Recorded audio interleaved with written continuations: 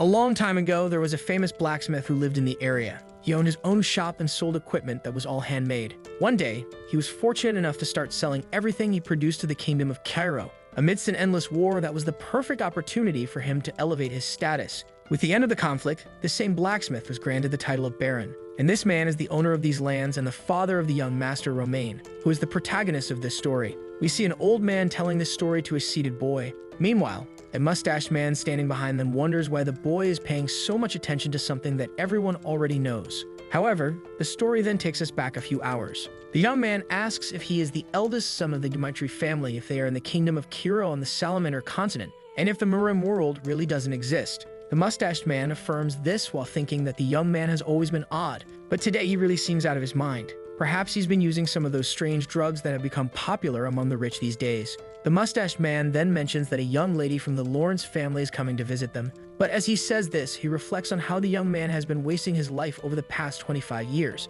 That's why he's known as the Dmitri family's trash. The man tries to explain the importance and values of the girl, but Dmitri interrupts him, saying there's something more important. He asks for the oldest person in these lands to be brought to him, someone much more important than this young lady, because he needs to learn how to live in this current world. The mustached man is confused as to why a 25-year-old would say something like that, but as a servant, all he can do is obey. The story then returns to the present. The old man says that's all he knows about these places. Dmitri thanks him and says he will give him a reward, but the old man simply responds that it was an honor to speak with the young master. Now Dmitri knows that everyone knows him as Roman Dmitri. However, his true name is Bak Jong-kuk. He's a person from the Manhwa world who lived a life of wars, conquered everything he wanted, and died in peace at the end. But for some strange reason, he woke up in this body. He doesn't know if this is the will of the heavens or a punishment for not accepting ascension. Suddenly, they hear a noise outside and someone yells for a bastard. A boy gets kicked in the face while everyone watches. Surrounded by thugs in front of the small shop, he bleeds and can't respond,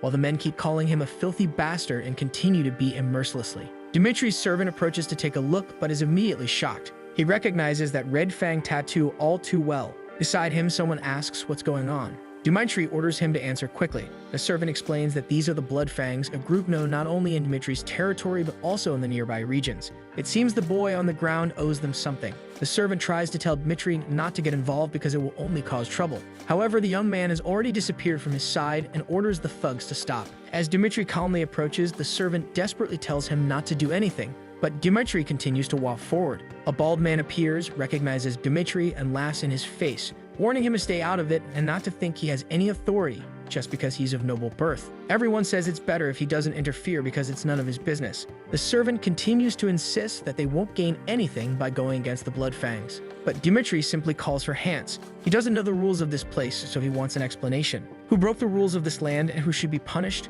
Hans hesitates for a moment, swallowing hard with fear before speaking. He says that if the boy really is in debt and didn't pay, he is guilty. However, the Blood Fangs don't have permission to punish someone like this. Worse still, they disrespected the eldest son of the Dmitri family, which in itself is a crime punishable by death. According to the rules of this place, it wouldn't be strange if they were executed for this. The thugs just stare, while Hans wonders if he should have said that. Dmitri then asks if they heard the explanation. He picks up a stick from the ground and declares that as the eldest son of the Dmitri family, he will have to punish them all. The bald man tries to explain that Dmitri is a noble and doesn't understand how the world works. He tells him to look at their shoulder tattoos and warns that if he continues acting like this, everyone will be in a difficult situation. Dmitri only says that this proves what he wanted to know. The bald man, now confident, asks what Dmitri is talking about. The young man explains that from what he can tell, they are nothing but trash since they speak this way about the lord of this land. He advances, saying that he doesn't care about the reputation they have in this place. The thugs are taken aback because they didn't expect the boy to actually attack like that.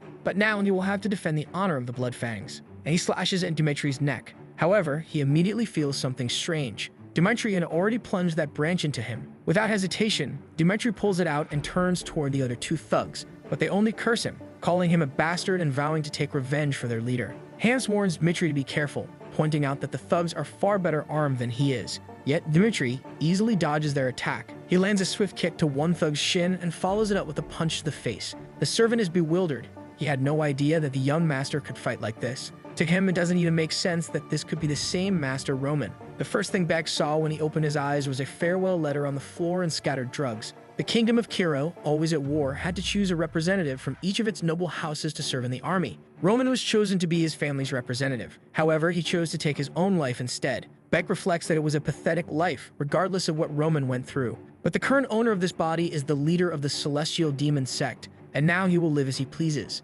And boy, with just a stick, he painted the entire town red. Unfortunately, I'm going to have to censor this part because the boy is just too cruel. Behind him, someone calls him a monster. One of the last remaining Bloodfangs tries to flee, but Dmitri grabs him by the hair, slams him to the ground, and declares that the law must be obeyed. He warns that this last one will be allowed to live as a warning of what happens when the law is disobeyed. He gathers everyone in the town and declares that his name is Roman Dmitri. If anyone disagrees with the punishment he has dealt to these people, they can come find him at any time. Back Jong-hyuk. He reached the pinnacle of the Mirim world with incomparable strength. Hundreds of thousands of martial artists were defeated and massacred by him. When the blood of his enemies formed a river, everyone recognized that the celestial demon sect controlled the Mirim world. But now in this moment he has to exert himself just to deal with street rats. He calls for Hans and instructs him to notify the guards about everything that happened and to have someone clean up the place. The servant simply replies that he will do it immediately and runs off. Dmitri reflects on how weak and useless this body he inhabits is.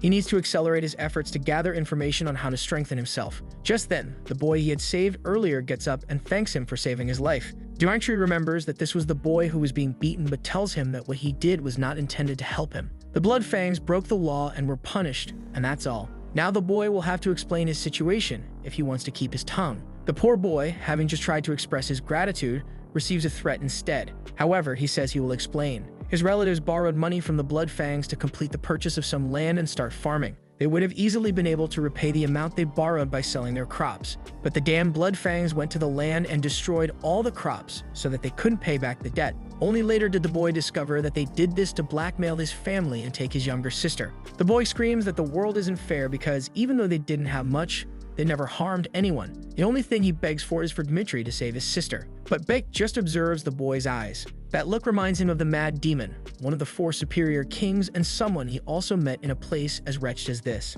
He then asks the boy his name, to which he replies, Kevin. With that, Roman says he will look into the situation and take care of everything. The boy shouts his thanks, while Dmitri senses that he will have a long relationship with this boy. The scene shifts to a carriage approaching. Someone inside informs Miss Flora that they are nearing the Dmitri estate. The blonde sighs, saying she understands. It seems she will have to meet this Roman Dmitri. A month earlier, someone shouted in a castle, demanding to know why there is an arranged marriage with the Dmitri family. Her father tries to remind her that their lands have been in terrible condition due to the ongoing war. However, Flora is confused, questioning whether the marriage was decided this way, and worst of all, it's with the Dmitris, a family full of old miners and a bunch of blacksmiths. She tries to explain something, but her father interrupts, saying all he can do is apologize for being so pathetic. Back in the present, the man in the carriage announces that they've arrived. Flora had hoped that at least the marriage would be with the second son, who seemed to have a promising future. But even that was ruined because Roman himself begged his father for her hand in marriage. She knows very well the reputation this man has for living a life of luxury and pleasure, and now she doesn't understand why they drenched him in so much perfume. As she walks through the corridors, she thinks that no matter how much her father needs this, she won't accept it, and she needs to make that clear. At that moment, she turns to Dmitri and says she wants him to forget about this marriage. Radiantly, he replies that it's indeed a great idea. At this point, the poor girl is utterly confused. Dmitri explains that he thought better about this marriage and realized it's foolish for someone as amazing as her to marry the idiot of the Dmitri family. Flora is left bewildered, wondering if he's being serious. He then tells her that something very important has come up and he needs to speak with his father immediately. However, she stops him, asking what's going on. She had heard that this marriage was only happening because he asked his father for it, but now he's suddenly canceling it without hesitation, which leaves her perplexed. Dmitri simply asks her if she really wants to marry him, and when she replies no, he tells her that in that case, they no longer need to cause problems for each other, and he'll take care of everything. He reassures her that she doesn't need to worry because he will take full responsibility. Since he's already called the idiot of the Dmitri family, he doesn't mind being called the divorced one as well. She can't understand why he seems so determined. Is this really the same idiot everyone talks about? The door then closes behind him, and from inside, she hears a heated argument. Someone yells, asking what's the meaning of canceling this marriage. However, Dmitri calmly informs his father that he's just letting him know because he's already told the girl. His father calls him an idiot, pointing out that everyone already calls him the fool of the Dmitri family, and what he was trying to do was secure a good relationship for the boy. It was the only thing he needed to do, as it would guarantee noble status for their family. All Dmitri had to do was marry a beautiful girl whom he himself had begged for. Dmitri apologizes, but his father grabs something from the table and throws it at his head.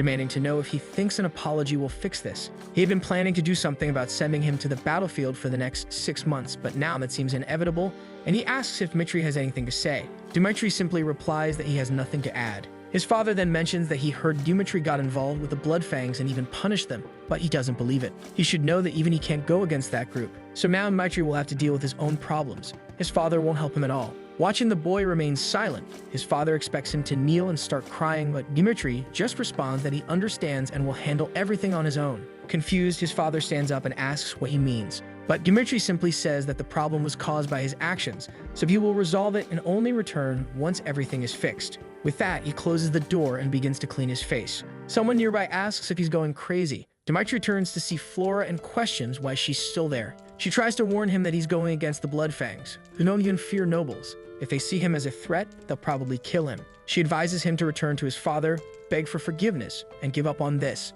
But Dmitri only asks why he would do such a thing. She explains the reasons, but Dmitri interrupts her, stating that it seems she really doesn't know her place. The scene shifts to a few hours earlier when Hans was dousing Dmitri with perfume to try to mask the smell of blood, and Dmitri was eager to take off the tight-fitting clothes. However, the servant explained that this was the only way to show respect. But Dmitri was thinking about this marriage. He's still adjusting to this world, and this would only complicate his understanding. The servant suggested they go downstairs to handle the situation. Dmitri thought that since the girl had never done anything against him, he had no reason to disrespect her, which is why he intended to end things with as little offense as possible. But now he realizes that the girl never planned to show him any respect in the first place, which gives him no reason to do so either. He then tells her that from his perspective, she seems very arrogant. However, it's ridiculous for her to show concern now when she didn't consider any circumstances while trying to break off the marriage. But when he told his father that he would take full responsibility, that's when she got anxious. He accuses her of wanting to appear like a good person after putting him in this situation.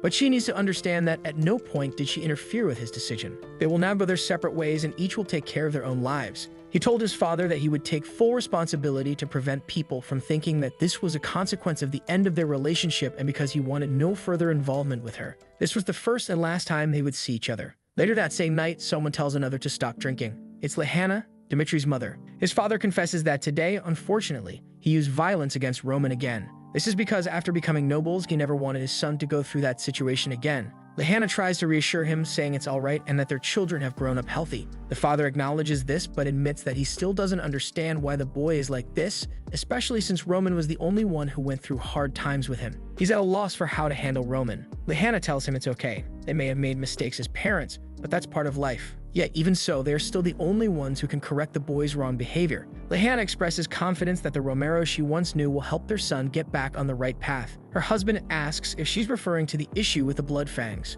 She nods, saying she surely spoke out of anger, but since he can be a bit headstrong, it might be wise to talk to Captain Jonathan to help the boy out. He then calls for the servant and instructs him to summon Captain Jonathan. The next morning, Roman is walking through the town and Hans is trying to stop him, warning him that the Bloodfangs will likely try to take revenge for what happened yesterday. But Roman simply asks when Hans thinks these men became so powerful. Hans admits he has no idea. Roman explains that in war, fame is what generates fear. Because the Bloodfangs are ruthless, that fear has made them more efficient at completing their missions. Hans then asks if Roman is saying they aren't dangerous or that they are weak. Roman responds that they are only as weak as the amount of fear they can instill in him. The scene shifts to a restaurant where someone delivers a feast they had ordered. Hans is delighted, saying the food looks delicious. However, Roman stands up and says he's going out, but instructs Hans to stay behind, telling him that he'll continue the investigation, but that it would be too dangerous for Hans to accompany him. Hans jumps up, desperately insisting that he cannot allow something like that. Even if it means putting himself in danger, he must remain by the young master's side.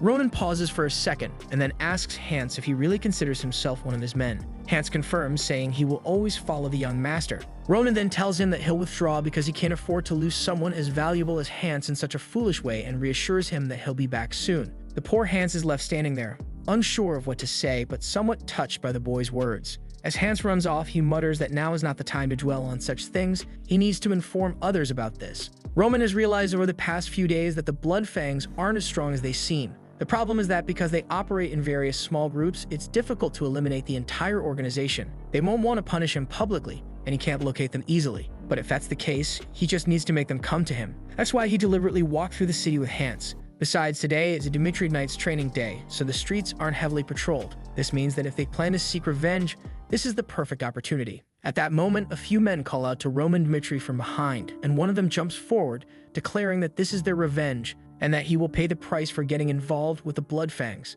But then someone calls for the captain. A man with messy hair turns around. It's Hans, running towards Jonathan, calling out his name. Jonathan approaches the servant, asking why he's so frantic. Struggling to catch his breath, Hans tries to explain what's happening with Dmitri and urges Jonathan to find the boy immediately because he's in danger. However, Roman effortlessly dodges the first attack, lands an elbow in the attacker's stomach, making him drop his dagger, and then catches it midair with his other hand. Before the man can react, he's already been struck. Everything happened too fast, and the man retreated, unsure of what had just occurred. The other thugs, seeing their comrade fall, are equally confused. This Dmitri was entirely different from the one they'd heard about. Ronan simply asks what they're doing and invites everyone to come at him at once. Back with the soldiers, Hans is frantically explaining the situation with the Bloodfangs. The soldiers exchange glances, saying it doesn't make any sense for Dmitri to be taking down the Bloodfangs. Hans insists that it's true, and that the boy has now gone up against all of them, making it very dangerous for them to just stand by. Jonathan recalls Romero mentioning all of this and asking for help. He just wants to know why Dmitri, who doesn't even know how to hold a sword properly, is getting involved in such matters. But he gathers everyone and tells them to grab their weapons, warning that they can't let anyone harm the young master. However, he'll be furious if the boy has actually caused trouble with the Bloodfangs. But the poor Bloodfangs were already on the ground. They attacked Dmitri, calling him a bastard, but he easily ducked under one swing and jabbed another in the stomach. Another bald man tried to come at him from the side, but Dmitri simply dodged and landed a kick to his belly. The fool collapsed, and Dmitri asked if it was just the three of them. The man tried to threaten him, saying he wouldn't get away with killing the two of them, but Roman just laughed, asking if he didn't realize that three of them would die. Roman then lightly stroked the man's thigh, telling him that it would be best to answer his questions, starting with who their leader was. The scene shifts to another part of town at the same bar from earlier. Suddenly, everyone inside is startled as Roman returns. The bald man at the counter turns to welcome him. He greets the young master, who responds with a cheery wave. The man wonders why Roman is acting so strange today and why he's even there. The bartender decided to ignore Roman's odd behavior and asked what he wanted to drink. Roman asked for a Tear of the Dawn. The bartender explained that they didn't serve such a drink there and asked if he wanted something else. Dmitri then requested the strongest drink they had because he had something to take care of in the morning. Earlier, someone had mentioned that everything was connected to the Dew of the Dawn at a bar in the middle of the city where they took on all their missions. All they needed to do was pass the special code. Roman asked what that code was, and the man had given him the exact code Dmitri had just used. At that moment, everyone fell silent. The bartender called out to the others in the bar, and just as he was about to give the order to attack, he was struck in the face. Everyone was shocked that the young man would do something like that in front of everyone, and they got up, shouting to kill him. Meanwhile, the townsfolk fled the bar to call the guards, but it was a quick strike to the back of one's neck and a chokehold for the others. A bunch of men were on the ground, bewildered, wondering what had just happened. The so-called idiot of the Dmitri family had taken down 3 people before they could even register what was going on. In the world of Murim, the strongest aspect is that one can strengthen themselves with breathing techniques. In a short time, Bake had managed to improve Dmitri's body.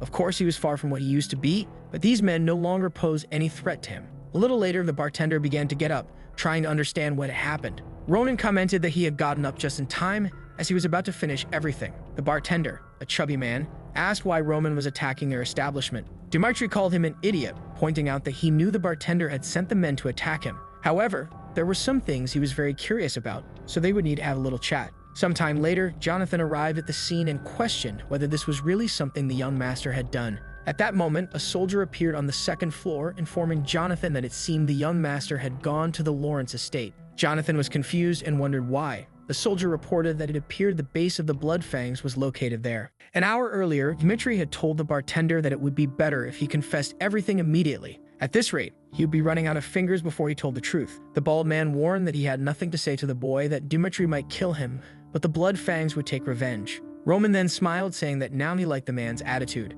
The people who resist the most before telling the truth are the ones he enjoys making talk the most. The old man commented that it was a waste and urged Roman to kill him already, but Roman responded that this was what they were there to find out. He then stated that it was time to resolve this and that he would need to test whether the man really wouldn't say anything. Roman held up a photo of the man with the boy beside him and asked what would happen if, by chance, he found the boy in the photo and killed him. The bald man claimed that wasn't his son, so it didn't matter. But Roman remarked that he was a terrible liar since the boy was the spitting image of his father. The man cursed at Roman, asking how a noble could dare use family as a threat. Roman replied that he had learned that the Blood Fangs members often sacrificed their lives for revenge because the group itself usually corrupted people by using their families. They used debts and threats to corrupt others as well, and Roman believed that the easiest way to make someone do what you want is to use their family. The bartender insisted that it didn't matter even if Roman knew the truth, the Blood Fangs would still kill him. Roman warned him to be more careful when deciding where to place his bets. He was serious when he said he would kill the man's son, and it was a vow he would make in his name. But before sending the soldiers to hunt down the boy, he would give the man one last chance to tell the truth. Now he had to choose whether to bet on the Blood Fangs and watch his son suffer, or bet on Dmitri and let him take care of the men. But the choice was his. The scene shifted to a house in the middle of an alley. Someone asked if it was really true. The man confirmed that the entire division in the middle of the city had been wiped out by Roman alone, and if the knights got involved, it would truly be in danger. A grizzled old man with a resemblance to Wolverine remarked that he hadn't expected the boy to have such courage. But it didn't make sense for an entire division to be killed by a boy who had been rejected by the Swordsmanship Academy. The man asked where Roman was, and the other replied that he had just left the Dmitri region. He asked if the boy was alone, and the answer was yes. The man commented that it was good, as it seemed Roman intended to attack the entire place by himself. He then ordered everyone in the group to gather with the goal of killing Roman before they had to face the Dmitri Knights. After that, they would stretch the boy's body out in the town so that everyone would know what happens when you go against the Blood Fangs, thereby reviving their infamy. The scene then shifted to another castle. Someone asked what the Barco family was up to. It was a meeting of elders, and they were discussing how that family had borrowed a lot of money, which likely meant they were preparing for a war. And if that was the case, they would need to consolidate their forces before these men grew stronger. The blonde man remarked that it seemed war would be inevitable, something he never expected to happen. A bespectacled man added that the central government also appeared to be supporting the Barcos. The old man in the red suit slammed his fist on the table, declaring that they couldn't afford to lose any territory since the Lawrence family relied entirely on fertile land. Another tried to argue that the documents proved past debts, but the man dismissed this as lies. Someone interrupted the discussion, telling everyone to be quiet. The blonde man emphasized that they couldn't give up the territory, or they would lose the rest to all the other families. Since the Barcos wanted to oppose them, they would have to resist with all their might. That's why they had arranged the marriage with the Dmitri family. The men smiled, agreeing that the Dmitris were indeed wealthy and that their weapons were top-notch. No matter how much money the Barcos borrowed, they would never have more wealth than the Dmitris. The father reiterated that this was why he had pushed his daughter to marry that idiot, as he surely wouldn't refuse her. Another man reassured him that he couldn't blame himself as a father, as it was the best choice for everyone. Outside, someone had been eavesdropping, Flora. Now she had no idea how she would break the news to her father. She couldn't imagine his reaction when he discovered she hadn't agreed to the marriage. But she also couldn't accept that her entire life would be sold to a man like that. The problem was that this wasn't just her father's plan, it was also the future of her family. But no matter what, she decided she would speak the truth. As she steeled herself to explain that she wouldn't marry someone she had no feelings for, a man arrived, urgently calling for the Lord. She turned confused. The man greeted Flora and then approached the door, calling for the Lord, shouting that it was an emergency. Flora was left utterly perplexed. Meanwhile, elsewhere, someone was pounding on a door, demanding that a bastard open it. It was Jonathan trying to enter the Lawrence territory, but the guard insisted that he follow the proper procedures. Jonathan warned that if Roman was harmed because of the delay, they would pay the price. At that moment, another man arrived at the gate, informing the captain that they were facing trouble. It seemed the Lawrence Square was also in chaos. Jonathan feared the worst and threatened to break down the door if they didn't open it. Back at the square, people were terrified by what was happening. Someone was hanging, and they were unsure whether they should intervene. It was the old Wolverine figure begging for someone to spare his life. He had been confident that defeating a single noble idiot would be simple. All they needed was anyone from the gang to handle it. But in reality, they had multiple armed men. He had been sure there was no way they could lose, or at least that's what he had believed. That is, until he saw everyone dead in front of him. Then he knew he was going to die too. He began to stumble over his words, pleading not to be killed, terrified of losing his life. Stuttering, he begged for mercy, grabbing Roman's leg and asking not to be killed. But Roman simply threw him into the middle of the city in front of everyone. The man pleaded, saying that if they spared him, he would serve as a dog for the rest of his life. Roman coldly responded that if he wanted to offer to become a dog, he should have done so before showing his fangs. He then announced to the city that this man was the leader of the Blood Fangs, and everyone knew the kind of person he was. They had threatened the Dmitri family and used dirty tricks to deceive people. The crimes committed by this organization were clear, and Roman declared that he would destroy the entire organization along with the evil they had spread. As the crowd stood in shock, Jonathan approached the square, and the scene left him speechless. There was no need to describe what happened to the leader. The scene then shifted back to the earlier meeting where someone asked if it was true. A soldier confirmed that he had allowed Roman Dmitri to enter because he was the future husband of Miss Flora. However, half an hour later, Roman had appeared, dragging a man through the middle of the city, claiming he was the leader of the Blood Fangs and executed him in front of everyone. The father was left speechless, and everyone else questioned whether this made any sense. The bespectacled man pointed out that killing and punishing someone without the Lord's permission was something that couldn't be ignored. However, the Lord was not overly concerned with the series of problems that were emerging. He was more curious about the fact that the man who was to become his son-in-law had single-handedly wiped out the Blood Fangs. He then ordered that Roman Dmitri be summoned, as he wanted to speak with the boy himself. Sometime later, Roman was escorted in along with the man who had let him in and Jonathan. As a renowned knight, Flora's father immediately recognized Jonathan, which led him to believe that Roman had only managed to defeat the Blood Fangs with Jonathan's help. The eldest son of the Dmitri family then introduced himself. The father decided to ignore the explanations and directly asked why Roman had done something so violent. Roman explained that a few days ago, the Blood Fangs had committed a crime and beaten an innocent citizen. That's when he executed everyone in that very place. Outside, Flora was trying to eavesdrop on the meeting. She called a knight over and asked him to come closer. She questioned if he had really taken Roman Dmitri inside, and he confirmed it. She then asked why Roman had gone to her father's room. The knight hinted that she might be one of the last to find out, which understandably left her alarmed. Back in the meeting, Roman continued, explaining that was why he had to invade the Blood Fangs base and kill their leader. That was the summary of everything that had happened. However, the Lord pointed out that Roman didn't have the authority to execute someone on Lawrence land. Roman acknowledged this but doubted their ability to handle such men, given that the Blood Fangs were infamous in the region, abusing the local citizens while nothing was done about it. That's why he took matters into his own hands, because he couldn't trust the Lawrence family to do it.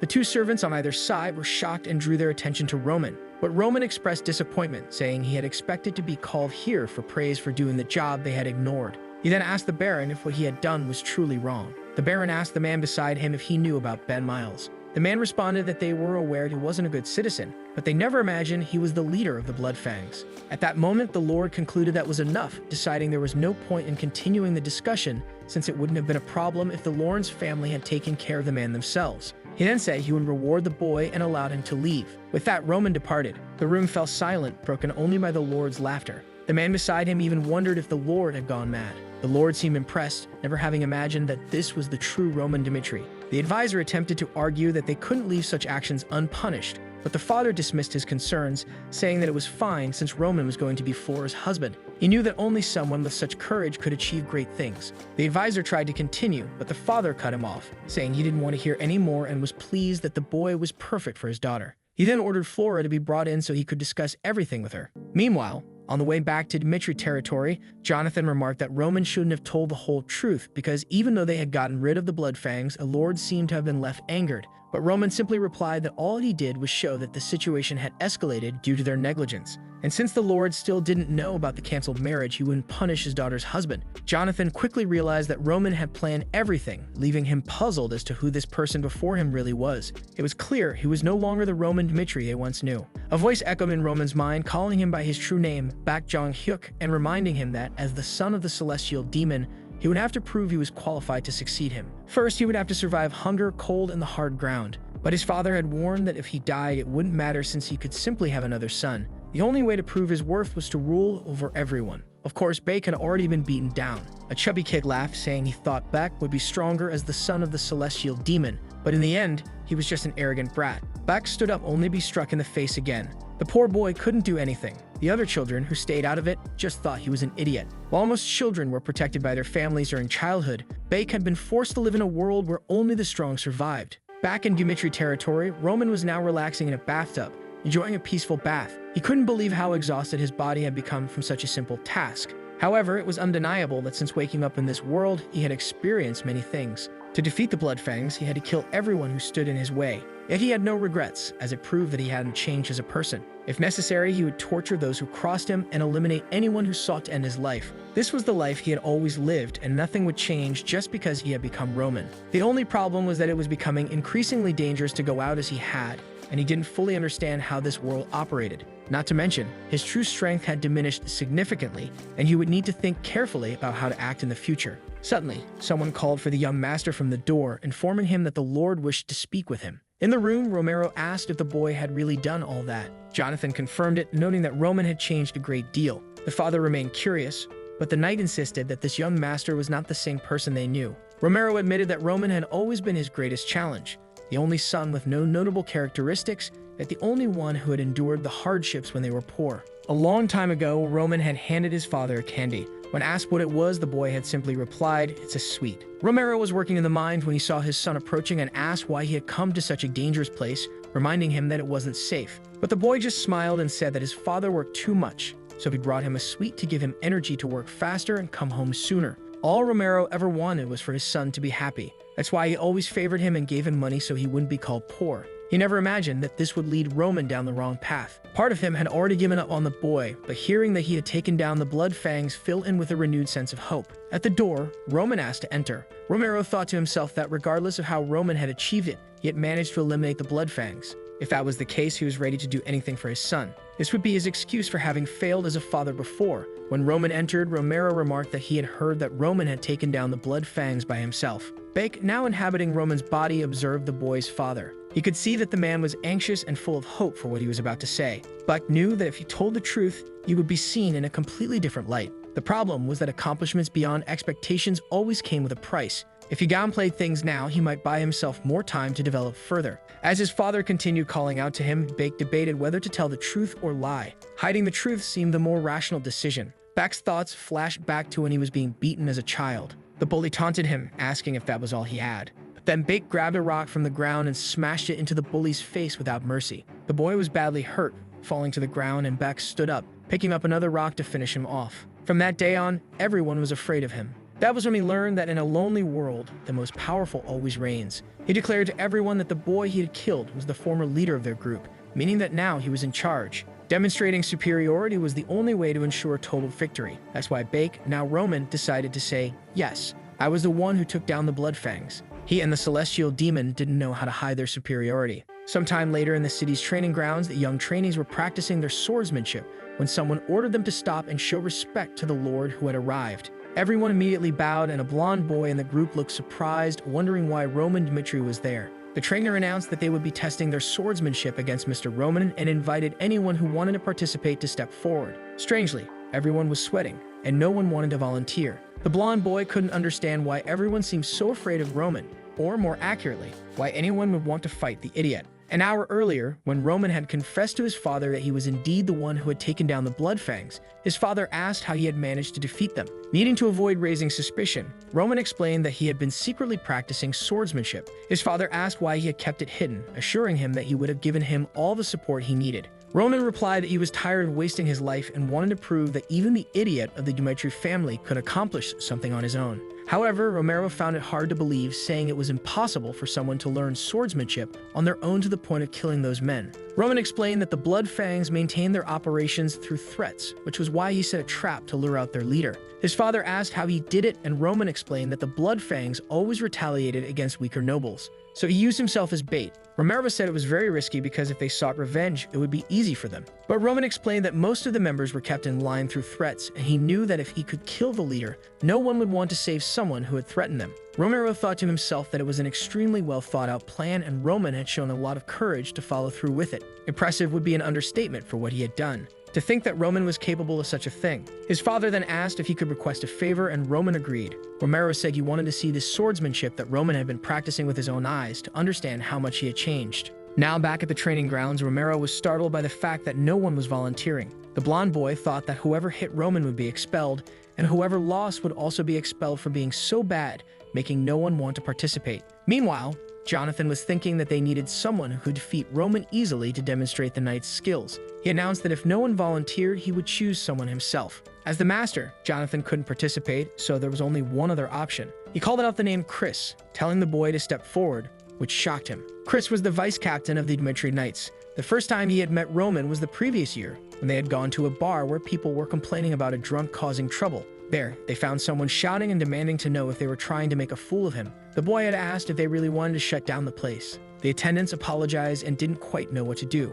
However, it was the drunken Roman who said that trash like them shouldn't even speak, and he ordered the guy to come over to him once again. They tried to say something, but he threw the bottle against the wall. That's when Chris told the boy that enough was enough, but he just asked who they were. Chris reached out to grab his wrist to get him out of there, telling him he was embarrassing himself, but he received a slap in the face, and Roman asked how a lowly knight like him had the courage to lay his hands on him. Well, with just that slap, Chris already knew that this boy had never trained a day in his life. His strength was at best below the average of a man. He felt sorry for the Lord for having a son like that guy, and he was absolutely certain that this was trash, better off dead. So why were they telling him to have a duel with this Roman? He tried to tell the captain that he didn't think it was a good idea and that there might be other more suitable people for it. However, Jonathan warned that the boy had taken down the blood prisoners, so it had to be him. Chris was about to say something, but Jonathan just cut him off. So he said he understood. Everyone was eager to see the duel, and the two calmly observed each other. Jonathan told them to wait, but at that moment, Chris said he had a request. He warned that he had a vow to be merciless in a duel,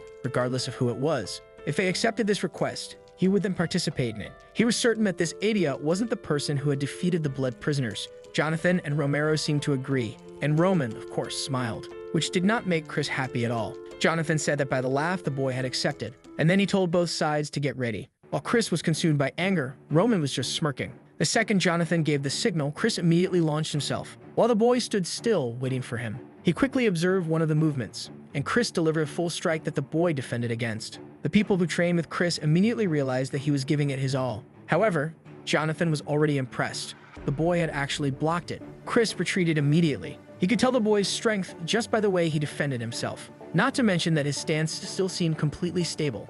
It wasn't exactly how he expected this duel to go, but he didn't care about that. He would only be satisfied when he crushed this guy. He tried another slash, but Roman simply sidestepped. However, Chris saw this movement. He spun his body to hit him from the side, but the boy defended again. Roman seemed calm, observing the attacks. When Chris found an opening at his back, for him the match was won now. It was just a matter of landing this blow and it would be over. But Roman simply crouched. He saw an opening, and at that moment, Chris knew he was going to get hit. The attack brushed past his face, and the guy even got a new haircut. Terrified, he retreated. He realized how dangerous that had been, while the Lord and the captain couldn't believe it. For the people who trained with Chris, it made no sense that he was losing, and he himself wondered if this was really the skills of Roman Mitri that he knew. From defense to evasion or attack, nothing was lacking. Could it be that he had really defeated the blood prisoners? Because if so, at this pace, at that moment he said he was overthinking and Roman was still the same idiot as before. But that's when Roman said that was enough warming up, and he said that this time he would go first. And the poor guy hadn't even reacted yet. Too late when he realized it. He managed to defend himself the last second by sheer luck. While he couldn't believe that the boy was that fast, he made a move backward, but Roman kept closing in. All Chris could do was defend bit by bit, and the people around were scared by this sequence of attacks. Chris was having to give it his all just to manage to defend himself. He had to at least find an opportunity to end this, but then he took a hit to the arm that knocked him sideways. He realized he needed to step back,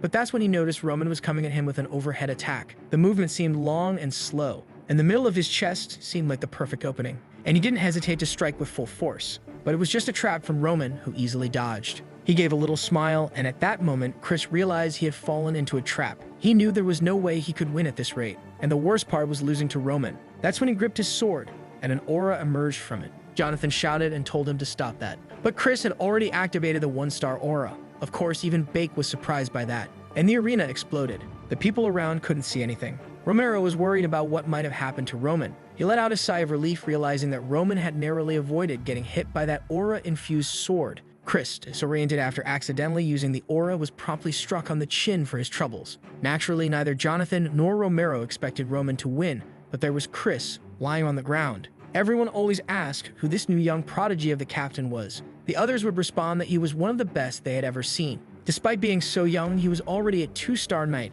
Rumors circulated that he had started sensing mana after just 6 months of training and had reached 1 star in less than 3 years. Moreover, his swordsmanship was said to be incredible. The women were all curious, wanting to know the boy's name. After practice, Jonathan would often say that was enough for the day, but Chris would get up and ask to practice just one more time. That kind of determination excited Jonathan because the boy not only had talent, but also worked hard. To him, Chris was a genius. But there was his genius now being thoroughly beaten by Roman, who cruelly watched him lying on the ground. While Chris lay unconscious, Romero called out to Jonathan, asking what had happened, as he had heard that Chris was a 2-star knight. The problem was that not even Jonathan could grasp how strong Roman had become. What Roman had displayed was the skill of someone who should have had years of training. Considering that just a month ago he had been doing nothing but complaining, it seemed impossible that he had changed so much. But nothing made sense, so Jonathan simply told Romero that Roman was a genius in swordsmanship. Roman, meanwhile, was just laughing as he looked at Chris, who was still unconscious. He was impressed by how aggressive and focused Chris was.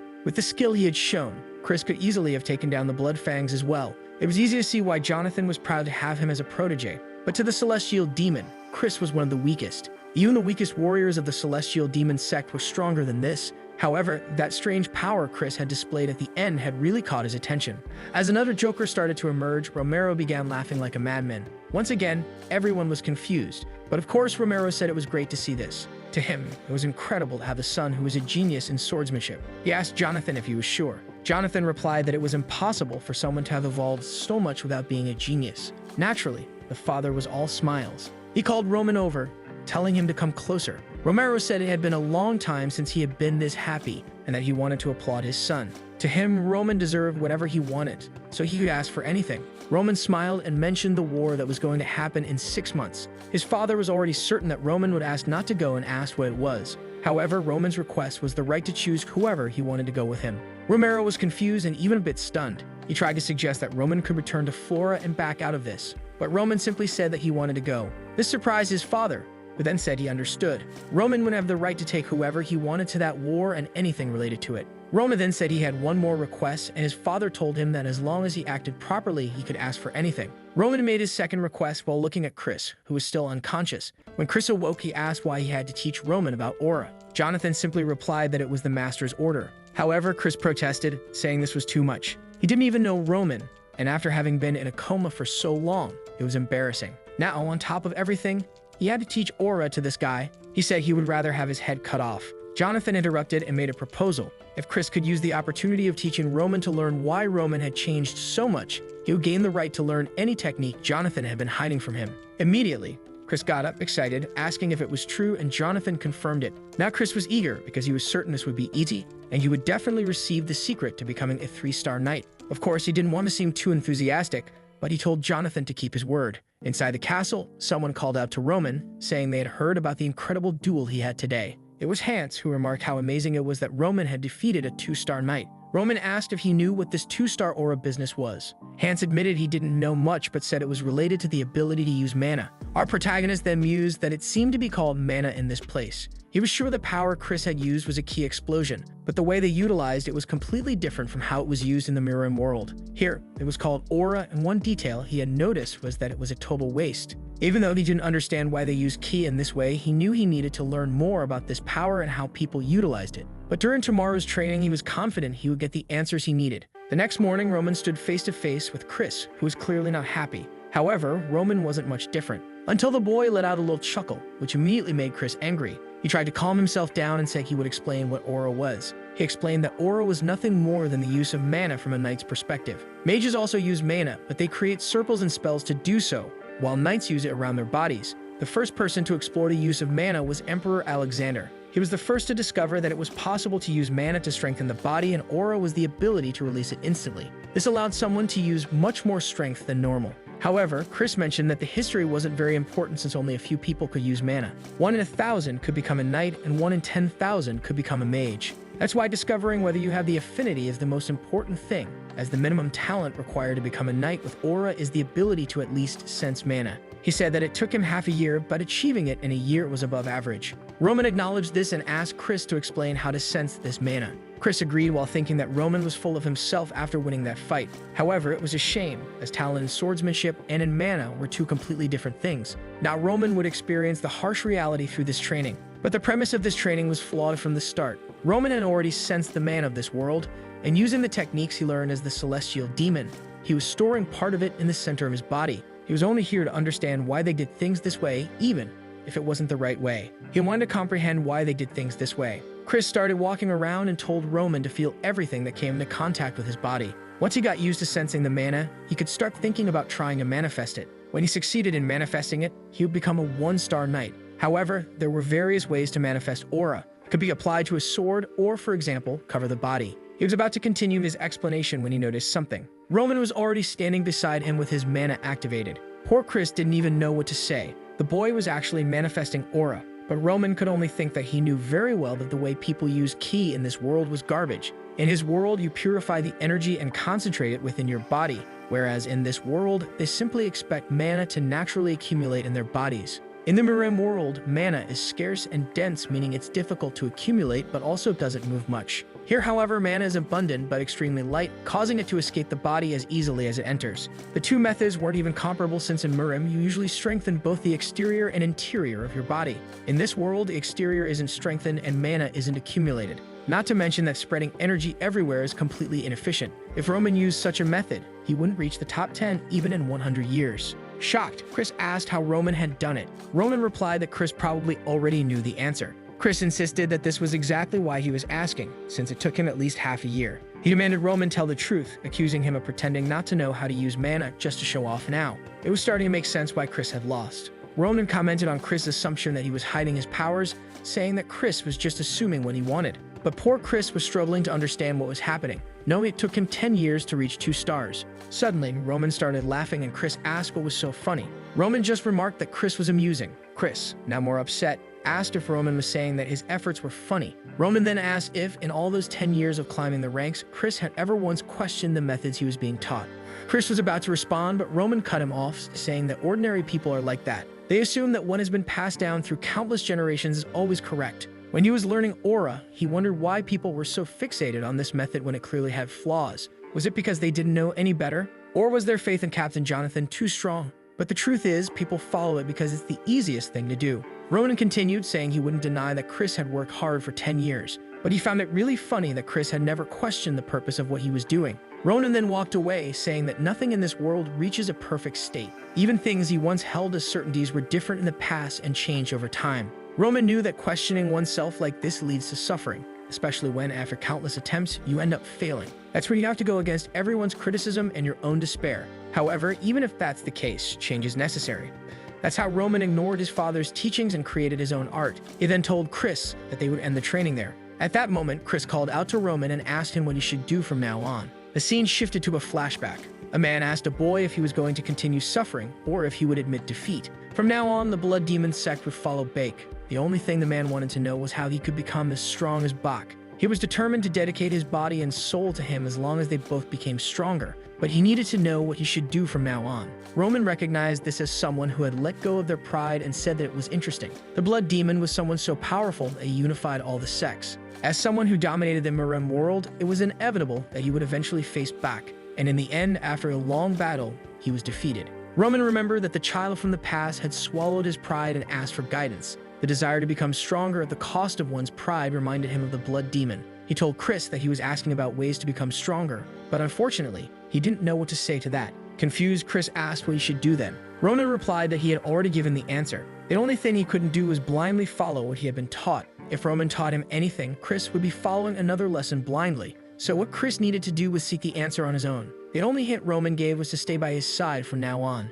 In 6 months, Roman would go to the battlefield, where Chris would see him defeating countless enemies and becoming stronger. And if in 10 years Chris was still by Roman's side, Roman was sure that by then, Chris would have found the answer. That same night, Chris lay isolated in bed. He recalled everyone saying that the right thing to do was to train until he began to feel human. He remembered the teachings passed down to him by Jonathan, even the time when he was told he had become a 2-star knight. But Roman's laughter, mocking him for never questioning, filled him with anger. Someone asked what this was all about. Jonathan wanted to know if Chris was sure, as Chris had just said that he would go to the battlefield in 6 months with Roman. Jonathan asked if something had happened, and Chris confirmed that something had. They locked eyes for a moment, and the captain admitted that it seemed Chris had a reason for doing this. From now on, Chris would no longer be part of the Dmitri Knights. No matter what happened, Jonathan hoped that Chris could protect Roman on the battlefield. Chris simply thanked him. But at that moment, Jonathan realized that Chris was no longer the little boy he had found on the battlefield, desperately clinging to a dead woman. Jonathan said that if the Chris he knew really wanted to follow Roman, then it seemed that Roman was no longer an idiot.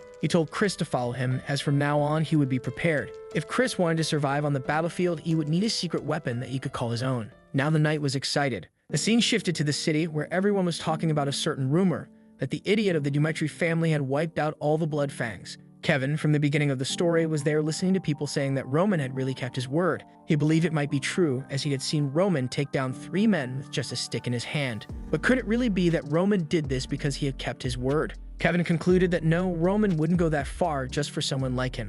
At that moment, his boss asked why he was standing there thinking and told him to get back to work. Kevin thought about how all he wanted was to be strong enough to protect his family. He knew that there were still dozens of people like the Bloodfangs in the world. But as a peasant, how could he become stronger? Training wasn't an option, he wouldn't even get a chance. Just then, someone called out to him, causing the crate he was holding to fall to the ground. It was Roman, who said that it had been a while since they last saw each other. Kevin asked what Roman was doing there, but then quickly corrected himself and threw himself to the ground, thanking Roman for saving his family. Roman asked if things had improved, and Kevin confirmed that they had. The Bloodfangs were no longer pursuing them, and he had even found a job. The only thing Kevin didn't know was how to express his gratitude. Ronan told him not to worry because there would be an opportunity as soon as Kevin heard his proposal. His family would never have to worry about money again. Additionally, they would have a house and good food. They wouldn't need to work in exhausting places anymore. Kevin's entire family could be blessed with this new life, but the price was that Kevin would have to swear loyalty and live for Roman. Kevin was silent for a moment before he bowed his head to the ground, saying he would live for Roman. He would die if Roman asked and kill if Roman commanded. If Roman promised to take care of his family, that would be more than enough. Roman saw that Kevin was the kind of person who showed loyalty with his own blood. In his past life, the Mad Demon was someone who could wipe out entire clans with just one word. Maybe that's why as soon as he thought of summoning someone, Kevin's name came to mind. It was truly worth it to see the boy again, and Roman said that from this point forward, Kevin was his. Back at the Dumitry Castle, Roman handed Kevin over to Hans and asked him to help the boy adjust. Roman mentioned that he would return later, and Kevin expressed his gratitude for everything. With that, they left and Roman headed to the library. Roman began studying the path of the Aura Knights.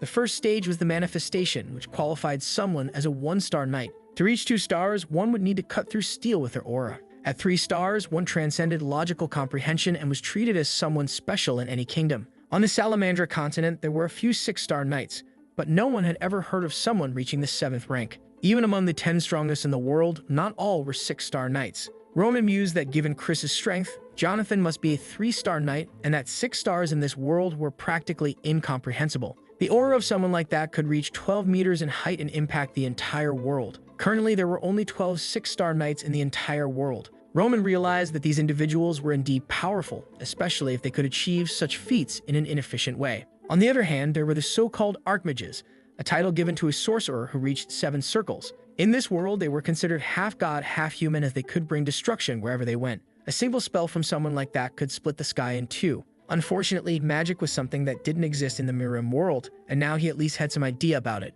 As unlikely as it was, he knew he couldn't afford to make an enemy of someone like that for the time being. The fact that he couldn't predict anything about them made everything more dangerous. But Roman wasn't someone who could live in a bubble. He enjoyed experiencing everything and reading overall. This would indeed be interesting. Now it was time to truly begin. The scene shifted to Hans opening a room. Roman asked what it was for. The servant explained that it was the old forge, and no one had access to that place anymore. Roman remarked that it was the perfect place to train. He told Hans that he would be staying there for the next week and that no one should enter or bring him food. Roman made Hans swear that unless his people were in grave danger, he wouldn't let anyone inside. Hesitantly, Hans agreed. With that, Roman was left alone. He noticed that the room was filled with straw because Hans had put it there to make things more comfortable. Roman appreciated the gesture but preferred to do without it. All these days, he had been accumulating energy in the center of his body, but it was time to start developing the techniques he used in his past life. He activated the first stage of the Celestial Demon's art. First, he would circulate all the energy to remove impurities from his body. The cultivation process was aggressive, with blood pouring out everywhere. Ronan knew this would happen, which is why he had accumulated the right amount of energy. He didn't have time to waste and needed to regain his past strength as quickly as possible. The first stage of this technique was called the human stage, and it was the first step toward his goal. The scene then shifted to a week later. A bald man offered to bring tea and drinks for Count Lawrence and Miss Flora. The Lawrence entered and asked where Roman was. The bald man explained that Roman was currently handling some business and then closed the door, leaving them inside. Lawrence remarked that it was clear they weren't welcome there. He told his daughter they would have to wait and instructed her to sit down. He then called her by name and explained that he had arranged this meeting to reverse the mistake she had made. Flora replied that she understood perfectly. Back in the moment when he had shouted upon discovering that she had broken off the engagement, Flora explained that she had already discussed her situation with Roman and even tried to follow her father's advice. But he interrupted her, calling her by name and reminding her that he had always believed she was an intelligent child, so he hadn't expected her to do something like this. She needed to understand that the Barco family had borrowed a large sum of money from the bank, which meant that a war would soon begin. The marriage with the Dumitry family wasn't just a decision. It was inevitable because they were the only family capable of standing against the Barcos in this region. Flora argued that the Lawrence family wasn't weak and questioned why they thought they couldn't win without the Dumitrys. Her father explained that the government had approved all the documents without even checking anything. And if the bank itself had lent so much money, it showed that this matter had already escalated beyond these families. This battle was designed for them to lose, and they would use that defeat to take everything they had. He would lose the land, the honor, and even her, who was known as the flower of the Lawrence family. In the present, Flora reflected that she knew all of this. She understood the decisions and why her father had made them. Yet she had ignored it all for selfish reasons. She needed to wake up to reality since she couldn't live like a flower forever. Meanwhile, Renzo was wandering around, wondering what he should do. As soon as Roman appeared, he would have to tell him that Flora had been waiting for him since the morning. The problem was that it was already late afternoon, but at the same time, Roman had also told him not to disturb him. Finally, the door opened. Renzo, all radiant, called out for the young master, but he was in for a shock. However, the scene shifts back to Lawrence. He already expected this treatment because of Flora's mistake. He knows that the Lawrences need this political marriage, but even so, this didn't sit right with him. Suddenly, he stands up and Flora calls out to him. He announces that he's going to sort this out and find Baron Dimitri on his own. Someone calmly takes a few notes. Then suddenly, Lawrence opens the door and asks why he's making a visit and waiting so long. If he's dissatisfied, he could have just said so. He never expected the Dimitris to be so petty. However, Romero is just standing there observing. He says he understands what he said, but asks if today's meeting was scheduled in advance. The Baron mentions that he understands that he showed up unannounced, but it's been a week since he's been asking to speak with Roman. If, at least, they had refused from the start, they wouldn't have been offended. However, Romero asks why he would refuse a visit from the Lawrences. But now, he wants to know if that's all he has to say, and if really he barged into this room to complain about being tired of waiting until noon. On the day Flora visited, Roman himself said he wanted to end that marriage. Even though they argued with the boy, he is sure Flora didn't want that marriage either.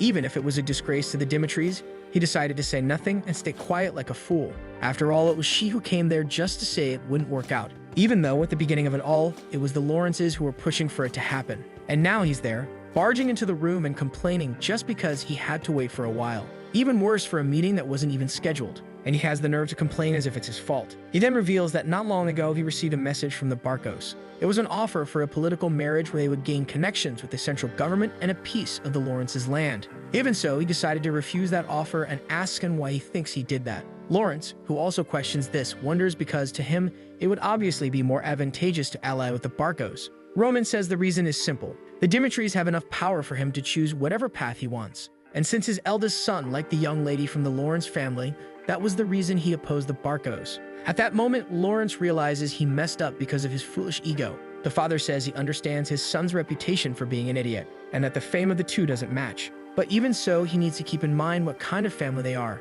Roman's name completely changes the moment the Dimitri family is associated with him. And that's why those who should be desperate for this marriage aren't them, but in fact the Lawrence family. Or perhaps did he misunderstand something? Suddenly, Flora remembered the days she used to go to the academy when she was younger. That was the place where many children from renowned families went to build their knowledge as nobles. However, there was one family from the north that had only one person there. The boy was so quiet that one could question if he really existed. That was the son of the Joel family. In a place where the children believed they were treasures born into this world, he was distant. Until one day, he made a small mistake. For the other children, that wouldn't mean anything, even if they made big mistakes. However, in his case, it resulted in a disciplinary committee. And on the day the teacher scolded him, the father approached and apologized. He begged for his son to be forgiven and said he would teach him better. At that moment, from a distance, she could only think of one thing. She felt sorry for him. However, right now, all of this seems funny to her. The Viscount apologizes and says he has nothing to say. Meanwhile, Flora realizes she had no right to feel sorry for that boy.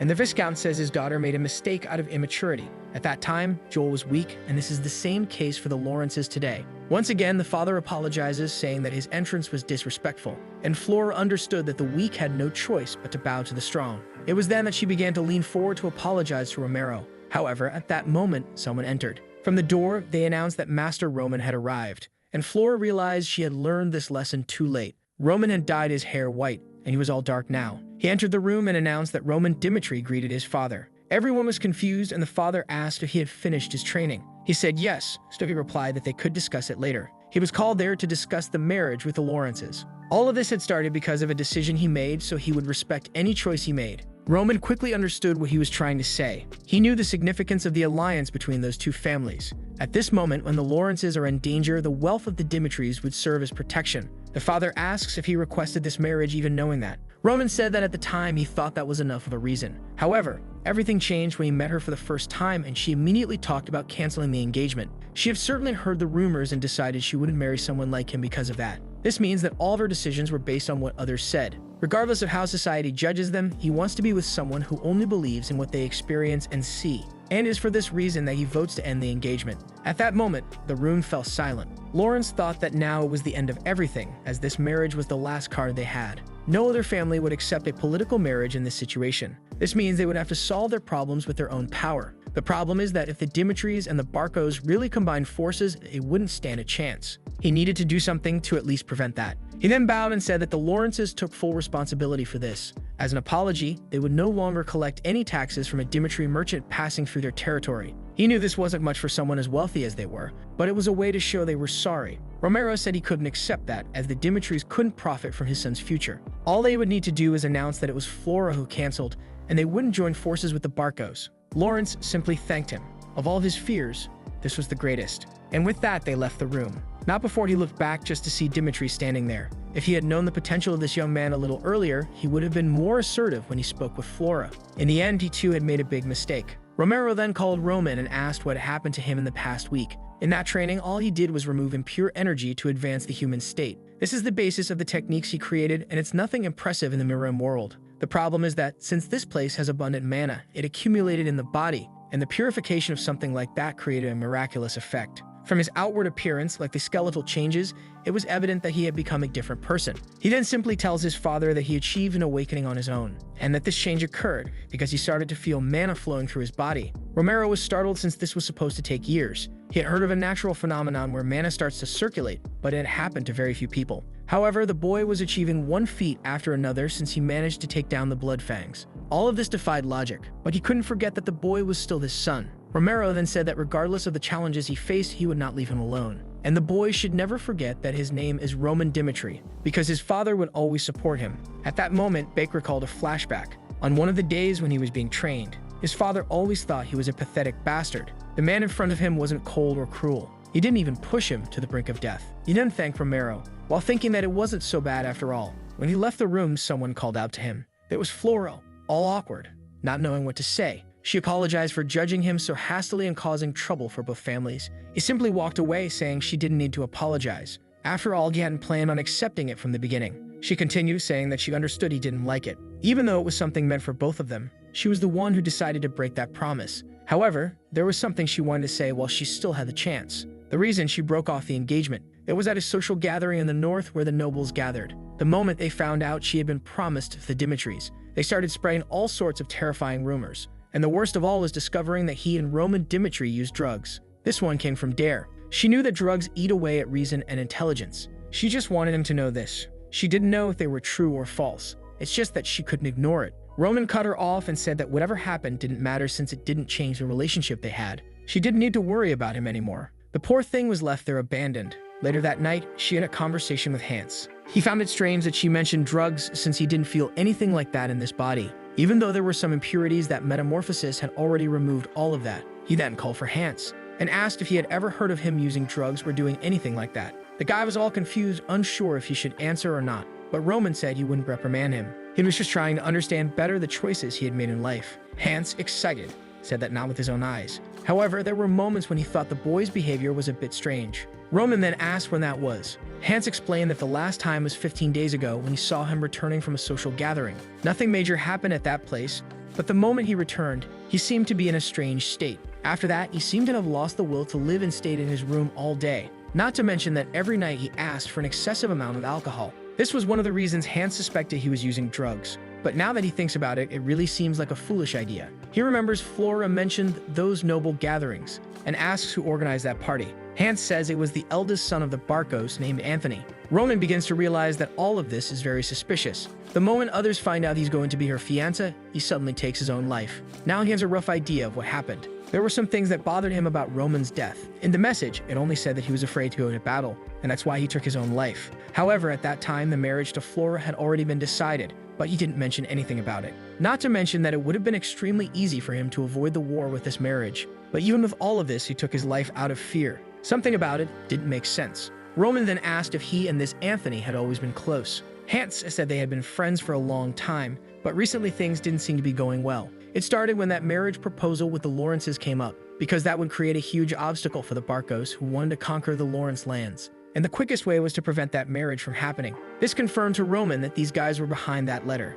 Hans then mentions that a few days ago, another letter with an invitation to a Barkos party arrived. This makes Buck curious. Hans explains that he didn't deliver it because Roman was in isolated training and asks what he should do with it. Now Roman laughs because it seems these guys are underestimating him. And that's one of the things the celestial demon hates the most. He asks when the party will be, and Hans says in 2 weeks. With that, Roman orders him to inform him that he will definitely attend. The scene shifts to the next day. Kevin was being guided to speak with Roman. However, Hans had already warned him not to be surprised by his change in appearance. He entered and asked if Roman had called for him. Roman turned and confirmed, but at that moment, Kevin was startled and asked what had happened to the young master. Beck ignored this and asked if he was adjusting. Kevin said yes, that the place was very good, and he had no problems. However, there was just one detail. He was still trying to understand what his role would be in this place. He offered to live for Roman's sake, but he didn't know what an ordinary and commoner like him could do. Roman simply said that he would be used as one of his swords. Kevin asked what that meant.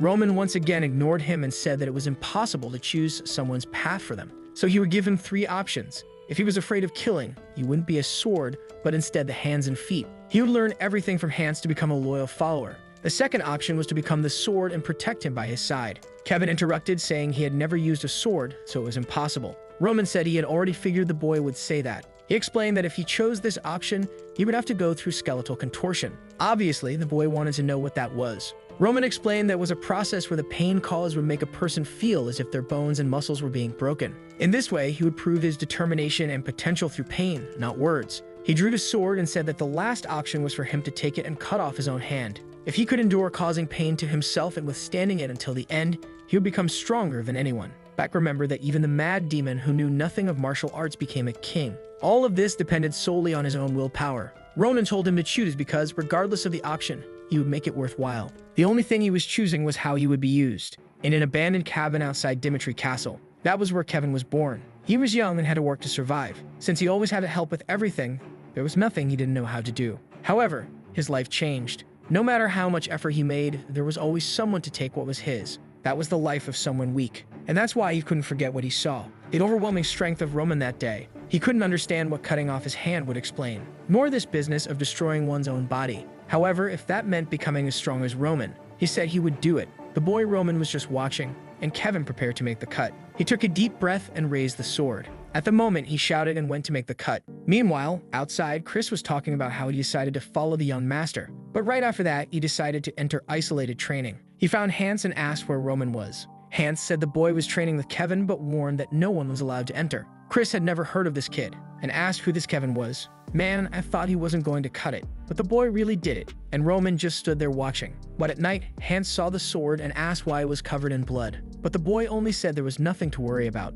That blood wasn't his. The truth is, Roman planned to put the boy in an illusion. That was the charm of the demon's illusion. The problem is that he made the cut before he could activate it. If he hadn't done something, the boy wouldn't have really cut off his entire arm. There were still 2 weeks until the party, and 6 months until the war. But Roman was eager because he had a lot of people to teach. Soon he would be very busy. In a room, he said that the mana cultivation technique he was going to teach was very dangerous. Kevin asked if he was really going to learn about mana. Roman simply said yes, but in reality, what he was going to teach was a technique from the mad demon himself. It was a spiritual art that consumed the user's mind in exchange for power.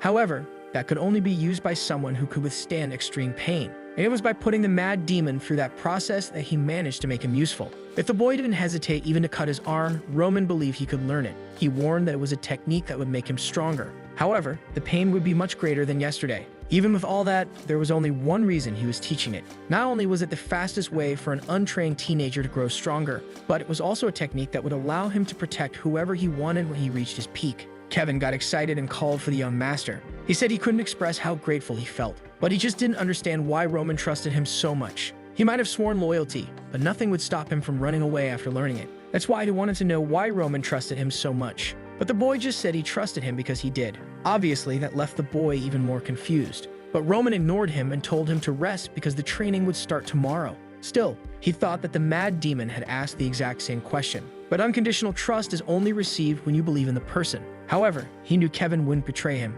As soon as he became stronger, he would realize how dangerous it is to betray the celestial demon. It makes sense, right? Who would dare betray that guy? The next day, they were already practicing. Roman was teaching him the step-by-step of swordsmanship, how to maintain focus on each movement. Meanwhile, Chris was watching everything from the side. He was dying of boredom and didn't understand any of it. Why was Roman teaching swordsmanship to a guy who seemed to have no talent at all? Or worse, why wasn't he learning anything? He thought he'd get stronger if he followed this guy, but he was being treated like he didn't even exist. Maybe it would be better to go back to his master and ask to be accepted again. But he decided that for now, he'd wait a little longer. And so a few days passed. He threw his gloves on the ground, walked up to Roman, and called out to him, saying it had been 2 weeks since he decided to follow him. In the first week, he did the isolated training, and now in the second, he was there being ignored while he trained Kevin. He apologized for how he acted in the beginning, but he wanted to learn anything. Roman looked at him and said that he had already told him to learn just by watching. Obviously, Chris had no idea what he was talking about, but Roman warned that everyone has their own way of learning. Kevin didn't know anything, so until he reached a certain level, he needed to train. However, on the other hand, Chris was different, and no matter what Roman taught him because he had been defeated, he would accept any teaching without questioning it twice. Chris asked if he was really just going to keep observing. Roman said no and tossed a sword to him. He warned that he needed results to accept the truth, and that's why there would be a duel against Kevin. The poor kid was malnourished, but he would have to take a beating to develop his technique. Roman explained that he would teach Kevin how to defeat Chris, and Chris had to defeat him. If Chris truly believed he was right after this duel, then Roman would teach him personally. Poor Kevin was in shock, realizing he would have to fight a real knight. And Chris, of course, didn't want to duel with a novice. But once again, he got angry and wondered what Roman thought of him. But he decided that fine, he would show that he wasn't that weak now. With that, the two faced each other. Kevin said that no matter the situation, it didn't make sense for him to fight a 2-star knight. Ronan said it was obvious he was at a disadvantage, but he had nothing to lose by being defeated. There are countless people in this world who are stronger than him. Just as his family was oppressed by the Blood Fangs and Chris was trying to oppress him.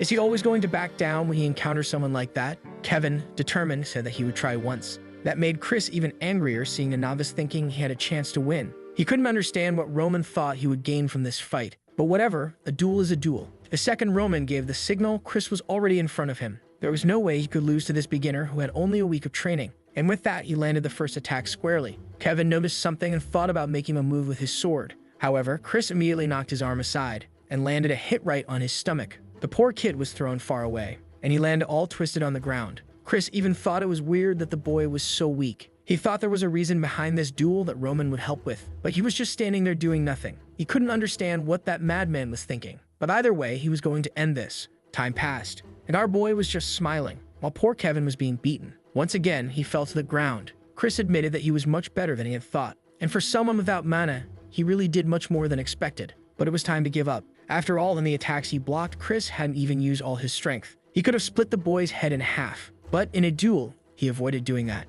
However, Kevin didn't seem very inclined to give up, and Chris said he would warn him one last time. If he planned to keep fighting, he wouldn't take responsibility for any broken limbs. But Kevin just laughed.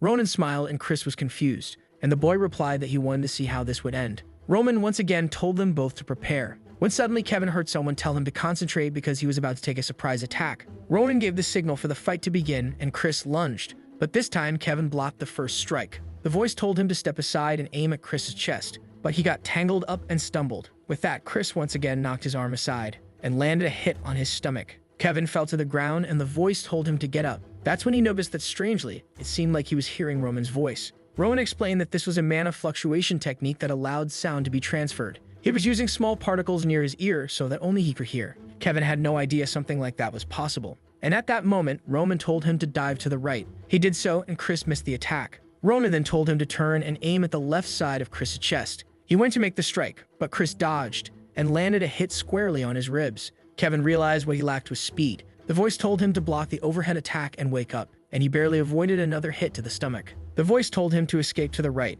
but once again, he took a hit to the face. The boy was really getting beaten, even with instructions. Chris remained impressed that the kid wouldn't give up, and Roman realized that the boy didn't stand a chance, since he couldn't respond quickly enough to the commands. However, for Roman, the situation was quite interesting. This was because Kevin was smiling, thinking that Roman was omnipotent. Even though Chris was a 2-star knight, Roman could give him the perfect commands to win. Kevin knew that the problem was his own body. If he had been following the tips correctly, he would have been winning. He realized that the true person being manipulated in that fight was Chris. He received a tip and once again dodged. At that moment, Roman told him to advance and try a counterattack, which Chris barely managed to dodge as well. But then Chris retaliated with a punch to his face. Chris began to realize that he was no longer able to knock the boy out and was only landing weak blows. And Kevin realized that even the esteemed knight, whom everyone thought was a genius, was extremely weak compared to Roman. For Kevin, that was the type of person he wanted to serve forever as his lord. So even if Roman said something that made no logical sense, he would just follow the orders blindly. For someone like him to become a true sword, there was only one answer. He would have to do it through sheer willpower. Some time passed. Kevin was still in the same situation, and Chris warned him for the 10th time, the last time, that if he continued like this, he would have to take responsibility if he got injured. But once again, Kevin smiled, and the scene repeated itself perfectly, with Kevin saying he wanted to see it through to the end. But then Chris lost his temper, calling him insignificant. If that's really what he wanted, he would give him what he was looking for. He would leave the boy with a crippled arm, and he would regret this moment.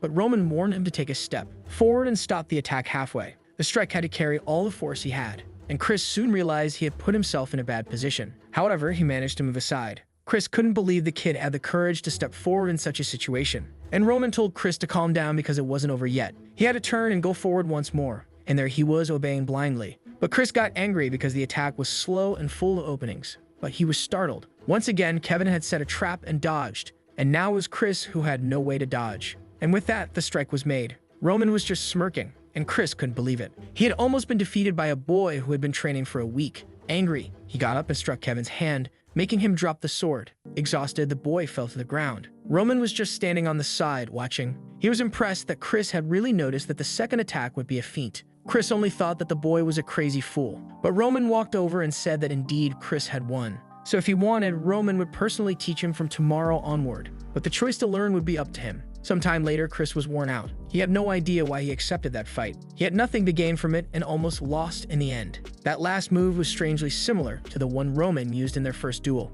But what if he hadn't had that experience with Roman? Maybe he wouldn't have beaten Kevin without using mana. With that, yet another wild card in the story started laughing, saying that the day had matured with just that one experience. The next day, Roman asked what he would do. That's when Chris said he didn't want any more teachings, because he would grow stronger just by being by Roman's side. That duel taught him a lot, since Kevin's decisions were always the right ones for each situation. He thought the boy hadn't received any instructions, but in reality, he was wrong. Just by trying to understand Kevin's decisions, his mind was already filled with a wealth of teachings. He didn't know what had happened, but Roman was on a level that even Captain Jonathan couldn't reach. If that's the case, until the moment he becomes stronger than Roman, he will observe everything. While our boy smiled, Chris was there looking at him with pure hatred. But Roman simply said that today they would continue with the training. A few days passed, and the date for the Barcos social gathering arrived. A week before that, observing a painting, someone asks if they've heard about it. The fact that Roman Dimitri canceled the marriage with the girl from the Lawrence family. A guy comments that apparently it was Flora's mistake. But people seem to believe that her father just felt sorry for her when he saw the appearance of that Dimitri idiot. Owen says that's crazy, considering they're about to go to war with the Barcos. And the man next to her responds that it just proves the eldest son of the Dimitris is worse than they thought. A maid mentions the fact that he supposedly defeated the Bloodfangs. But another says that's probably a lie just to cover up the end of the marriage and avoid embarrassment. Meanwhile, someone is dying of laughter, saying he can't believe it's so easy to manipulate the boy into breaking the marriage. He asks the butler if the boy will attend the party, and he confirms it. It's Antonio Barco, who says everything is going exactly as he planned. He's very excited for the coming week. On the day of the social gathering, Roman is questioning whether he really has to wear something like that. Hans says that since it's the first meeting after breaking the engagement, he must wear something amazing. He tells a long story about how incredible and expensive those clothes are, but he already knew the boy wouldn't wear them, even if he had spent his whole life preparing that outfit. Roman smiles at this. He says that if Hans puts so much effort into it, then he will wear it. Meanwhile, in front of the carriage, Chris says the boy is taking too long. At that moment, he comes running, apologizing. It's Kevin, who now indeed looks like a child, saying he didn't know how to put on armor. Chris asks why he's like that, and Kevin explains that there was no armor that fit him perfectly. Chris, however, couldn't forget that he almost lost to this kid just because he received help from Roman. The poor boy was all clumsy and didn't even know how to put on a helmet. But at that moment, Chris told him to pay attention. They were not only Roman's escort, but also the face of the Dimitris. This meant their reputation also depended on the actions they took. Kevin said he would keep that in mind. Sir Knight. Chris loved being called a knight and beamed, saying it was good to know Kevin had learned. The scene then shifts to a castle. Inside, many nobles were gathered, all from the most distinguished families in the region. One of them, holding a glass, asked if it's true that Roman will really show up. It's really funny that he's showing up after breaking the engagement that he himself wanted, especially knowing that the Barcos are targeting the Lawrences. A girl says that's why everyone considers him an idiot. Now the Dimitri's position had become completely ambiguous, all because of Roman. Another commented that at least he was going to participate, apparently to try to clean up the mess. The blonde girl asked what this Roman Dimitri was like. The guy next to her just said that he leaves a terrible impression since he's not powerful, not handsome, short, and weak. Another comments that any woman would try to break the marriage if forced into it. At that moment, the butler coughs in the middle of the room and announces that the eldest son of the Dimitris was arriving. With that, our boy appears, obviously shining with his platinum hair. No one could recognize him. The girls were all flustered, wanting to know if that was the Roman Dimitri. It didn't make sense for him to look so different, since he was shorter than everyone before. Not to mention that even his hair was different. The blonde girl was now standing there, taken aback, and immediately headed toward him. She said it was an honor to meet him and introduced herself as Sophia from the Grisel family. She said that perhaps he hadn't heard of her family since they were small, but her father dedicated his entire life to the kingdom of Cairo. Roman said he indeed knew them, and she was impressed. Ronan mentioned that it was impossible not to know a family with a history of hundreds of generations. Some time before, Hans had given him a book about all the families in the northern region, but he questioned Roman why he wanted that out of the blue. Roman responded that it was the least courtesy to know a little about the people he would meet. He would know the legacy of each person there and where they came from. That was an effort required for him to win the favor of others, especially for him, who was considered the Dimitri idiot. The boy studied extensively because he even knew they were famous for the quality of the wood they produced, and that one of her brothers recently learned to sense mana. He said he truly congratulates them on these achievements. People were just observing the conversation, wondering what on earth was going on. At that moment, another man introduced himself as the magnate of the Volt family. Roman said it was a pleasure to meet the eldest son of that family. He knew that Viscount Volt had achieved various victories in recent battles. The young man replied that he was grateful that Roman fought that way. Another person with pink hair came to introduce herself, saying that he had changed a lot. But the young man said that Lady Eris was as beautiful as ever. With that, a lot of people continued talking to him, all with smiles. Another approached and said he had judged him wrongly until now because he always thought he was drunk. Roman said he had been thinking of drinking, but if that was the case, he would abstain for a bit. Suddenly, the butler called for Roman and informed him that the young master was calling him to the back room. Finally, Roman was about to discover who was causing trouble for him. Outside the gathering, it was full of knights. Each of those families had brought their soldiers. Kevin asked what the deal was with this social party. Chris told him not to be interested as he would never attend one and ordered him to fix his helmet. A knight was watching what was going on, and one with green hair said that was the Dimitri escort. Kevin was innocently adjusting his helmet when someone burst out laughing and loudly said that it was a joke. He knew the eldest son was abandoned. He just didn't imagine he would bring a child who didn't even know how to hold a sword. Chris just told Kevin to ignore it. However, one of them asked what could be expected. Was that really the level of the Dimitris? The scene shifts to Roman a long time ago. At one of the social gatherings, he saw something. Flora for the first time. That's when Anthony approached and asked who he had his eye on. Roman asked if he knew the blonde-haired girl. His friend replied that she was Flora, known as the flower of the Lawrence family. Obviously, the boy fell in love. And now here's our Roman entering the room. All excited, he asks how much he's changed since they last saw each other. Roman was just observing. Anthony said he knew he had changed, but not this much, and told him to sit down and tell him everything that happened. Roman immediately noticed traces that some other people had been there. The fact that he made everyone leave as soon as Roman arrived meant he had a secret to share. Since Roman decided to make the guy comfortable, Roman then said that he wasn't sure either. He spent a fortune to make some changes in himself, and now, even he had lost track of how much he had changed. But in any case, it was good to see his old friend. Anthony was just observing, and said that indeed, it could be seen positively. He didn't know what the boy was thinking back then. Roman asked what time he was talking about. Anthony mentioned the time he was caught sleeping with his cousin, when he was already promised to the Lawrence daughter. It was truly an incredible time. He found it crazy that he would go so far with his future marriage considering that happened. But if he was here today at this party, it meant he wanted to accept the proposal. And he assured Roman not to worry, that he would keep it a secret. They should discuss his marriage to the Barco family. That was information Roman had no idea about, when suddenly, he felt something strange, and seemed to recall a memory. He remembered betraying Anthony Barco, and begging his father to create a political marriage with the Lawrence family. But even so, he didn't want to avoid his friends, and would use this chance to rebuild the relationship he had with them. That day, Anthony introduced him to Emily Barco. He asked if it was okay for her to drink with them there that day. Roman said Cindy here was part of the family. Anthony told them to serve Roman, but he said he knew how to serve himself. At that moment, the guy changed and asked if he was getting full of himself just because he was going to get married. Roman was confused, but Anthony said he was joking, since they didn't even care about that family anymore. Roman was happy to know there wouldn't be a problem then. And of course, Anthony told him to drink as much as he wanted. And so the poor guy did. What happened next you already know. The boy woke up the next day in bed. He had no idea where he was or what was going on, when suddenly someone burst into the room and shouted his name. It was Anthony, furious, asking what he had done. Roman had no idea because he had just passed out. He didn't remember anything. Sometime later, Anthony said he didn't care who the boy slept with, but this time it had been with Miss Barco.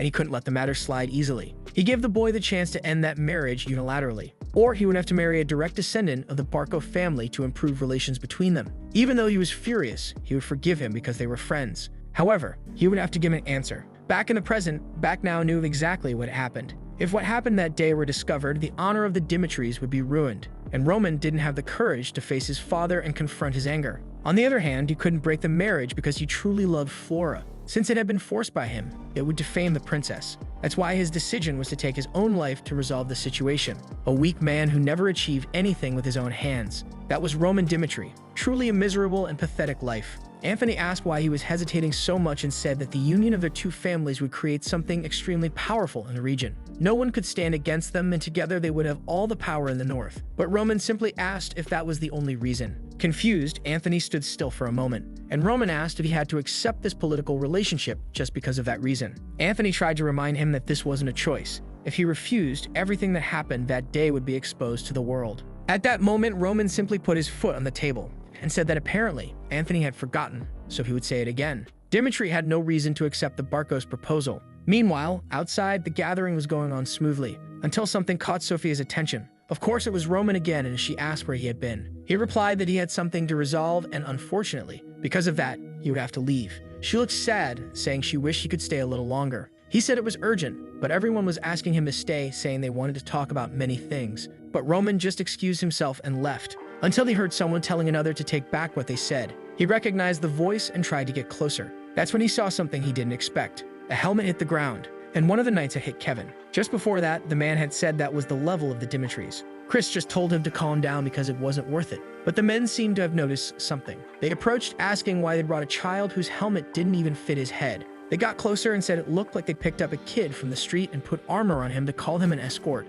Chris asked if they were training more to be clowns than to use a sword. The man ignored him and said he was confident he could beat this kid without any training. That's why everyone calls their lord an idiot. Kevin told him to take back what he said because he shouldn't refer to Roman like that. The man was confused, but Kevin just grabbed his hand and told him to take back what he said. That's when the man slapped his helmet. The poor kid didn't even react, and Chris thought about drawing his sword, but he knew those were Barco's knights. If he really did that, it would cause chaos between the two families. He wasn't just causing trouble for the young master, but for everyone there. From the ground, Kevin said he was Roman's knight, and that he never wanted to be a knight if it meant being like the bunch of thugs they were. The man just chuckled and moved toward him, saying he wanted to see how far his pride would take him. That's when someone grabbed his wrist. Everyone was in shock. It was Roman, calmly asking what was going on. He just took a look. The moment the man started to say his name, he got slapped in the face. He was completely confused, not understanding what happened. Not only did he get slapped, but he couldn't even react. He was about to say something, but got slapped again, not understanding. Once again,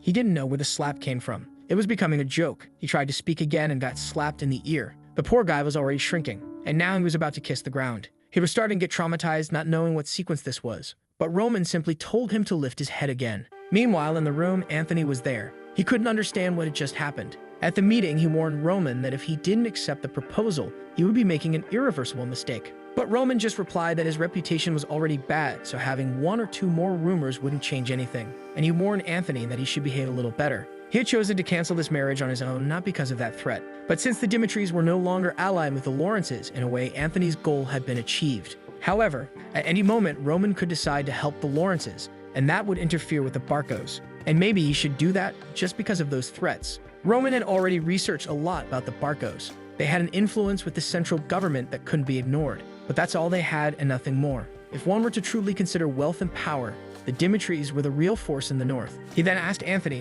what he wanted to do. Anthony, fearful, only asked if he was no longer going to help the Lawrences, and Roman replied that he was correct. With that, Anthony said it would be better to forget about this matter. However, he couldn't understand why this boy had changed so much. The way he acted, looked, and even spoke had completely changed. He was no longer the idiot he knew. What he wanted to know was what the hell had happened to this boy. At that moment, someone called for Anthony, who said he didn't want to talk. But the person insisted, saying there was a problem with the knights he had brought. Outside, something was still going on, and everyone was scared. The Barco knight was at Roman's feet, begging for forgiveness and saying he would never do it again. Kevin said the man had already been punished enough, and Chris agreed, saying he should reconsider his relationship with the Barcos. However, Roman said that he was the one who decided when this man had been punished enough. Even if he died, that was the price for his actions. At that moment, Anthony appeared and asked what the meaning of this was. He warned that even if Roman was the eldest son, he wouldn't tolerate such behavior, and it would be better for him to start apologizing. Roman just asked why he would do that. That man had insulted him and laid hands on a member of the Dimitri family. He then asked Anthony if he really thought he was wrong. Anthony responded that regardless, he had crossed the line. Roman reminded him that if he continued like this, their relationship might be destroyed. So it was best for Anthony to control his actions a bit better. Since he wasn't a patient person, he wanted to know what Anthony was going to do now. Anthony remembered that Roman had threatened to rekindle relations with the Lawrences. As much as he hated it, he had no choice. And he said that indeed, seeing the situation, it seemed Roman was right. He also would have had to punish that man the same way. Roman left, saying that they indeed got along well. But it wasn't over yet. He went up to the soldier, raised his hand, and told the man to prepare his face. This went on for a while. The old Roman was a person everyone disrespected, even though he was from the family that was the greatest power in the north. He called Chris and Kevin and said they were leaving. But now, everyone who was present had no choice but to recognize that the idiot they had heard about no longer existed. On the way back in the carriage, there was silence, and Kevin apologized since Roman had been insulted because of him. And Chris apologized for not doing anything when they spoke ill of the Dimitris. Roman stayed silent for a moment. He said he knew it couldn't have been easy for them to endure that until he arrived.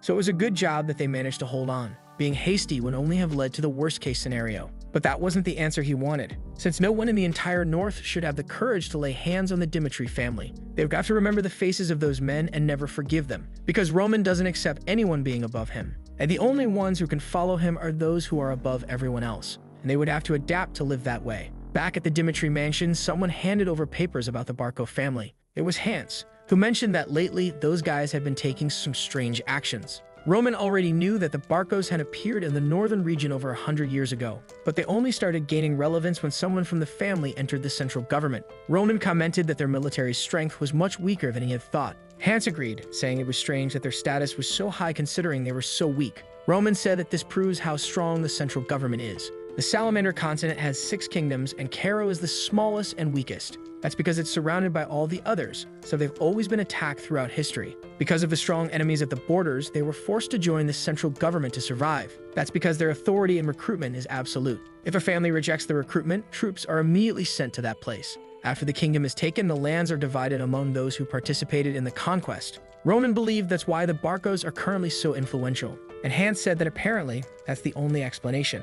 And now they knew how they got a big loan from the bank. Probably with that money, they must have bought some mercenary companies. And most likely, the Burgess mercenary company will be hired since they're famous for territorial disputes. Hans said that at the pace things are going, the attack on the Lawrences will happen in half a month. Roman knew that if that's the case, they had nothing left to prepare. Hans commented that if the Barcos really attack, the Lawrences will survive for at most a month. Now Roman was thinking that he had told the Barcos that he wouldn't get involved in the Lawrence case. However, he wouldn't be able to live as Roman Dimitri if he let someone threaten him and get away with it. Not to mention, no matter what the Barcos did, they would never have enough power to defeat the Dimitris. It would be extremely easy to defeat them if he simply used the power of his family. But in this region, because they weren't nobles, no one saw the Dimitris as a threat, and he needed to create an opportunity to enter the grand stage of this world, just as he had done in the past. He then stood up and told Hans that he needed to find his father now. It was time for them to make money from the promise that was made to them. The scene shifts to a lot of scared people in the city, and a man in bloodied armor arriving. It's the rank B mercenary Lucas, who says that apparently the Dimitris haven't changed at all.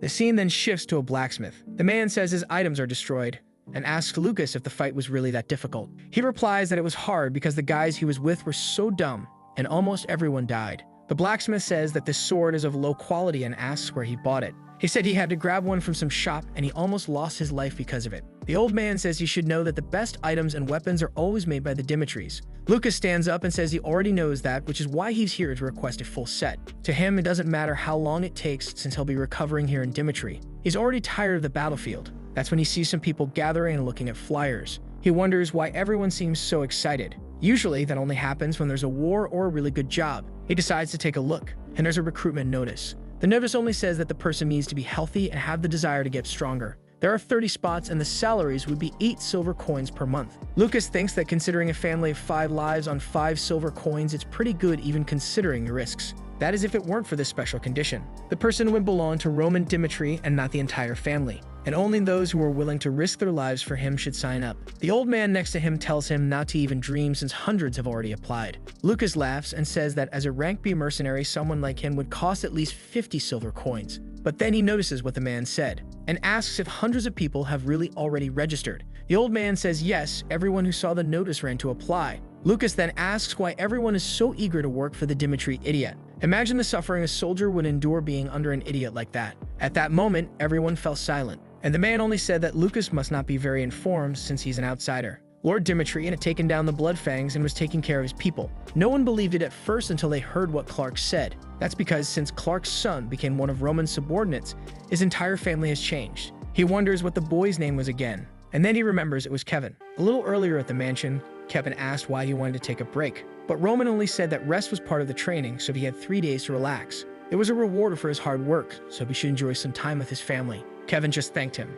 However, taking a break now felt strange to him, since in the past he couldn't even survive even working every day. He wondered how his family was doing since he had been at the castle for so long. On the way, Hans met him, handed him some clothes, and said that Lord Roman had those prepared before he went to meet his family. Besides that, he also sent some money so Kevin could buy some gifts before seeing them. From now on, he would be earning 30 silver coins a month so he could spoil his parents a little. And now he was walking through the city, all bright and cheerful. He had never worn such fine clothes or felt so calm. Not to mention it was the first time he was bringing fresh bread to his family. He was excited since his sister always said it was her dream to eat fresh bread, and she always complained when she had to eat those hard pieces of bread. Unfortunately, no matter how much he worked, buying something like that was impossible, especially considering the situation his family was in. But now, no matter what happens, he will become stronger, and that will never happen again since he's being guided by Roman. However, he notices something strange. His mother is quite calm. His father is even eating pastries, and his sister is playing with flowers. He had no idea they were living like this.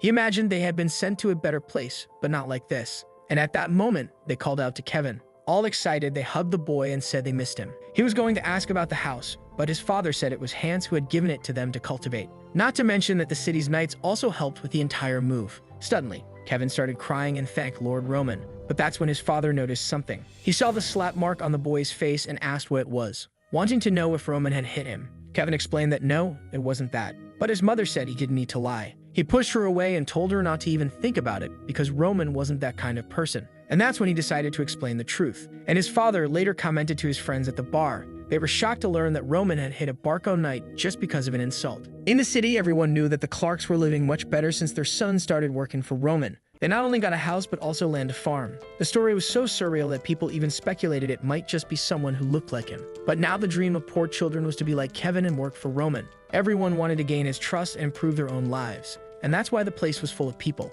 Lucas couldn't believe any of these incidents. The Roman Dimitri he had seen in a casino 2 years ago would never have done something like that. It made him wonder what had happened in that time. But he was curious, so he wanted to take a look. Back at the mansion, someone was commenting that the preparations were going correctly. They would provide some of the soldiers, but Lord Roman would handle the entire process. However, the person asked if he was really okay with this and said it was the last chance to back out. That's because developing an army that depends on one person is extremely dangerous. But Romero commented that when he heard Roman was going to attend the social gathering, he thought the boy was going to team up with the Barcos to remove his younger brother from the succession. But what he did was go against Anthony and beat up his knights, even knowing that his brother might join forces with the Barcos, and that would end his chances of succession. That made Romero realize that his son had started living the way he wanted since that incident with the Bloodfangs. And as a father, he was curious to know what his son wanted to achieve. Jonathan said that was fine.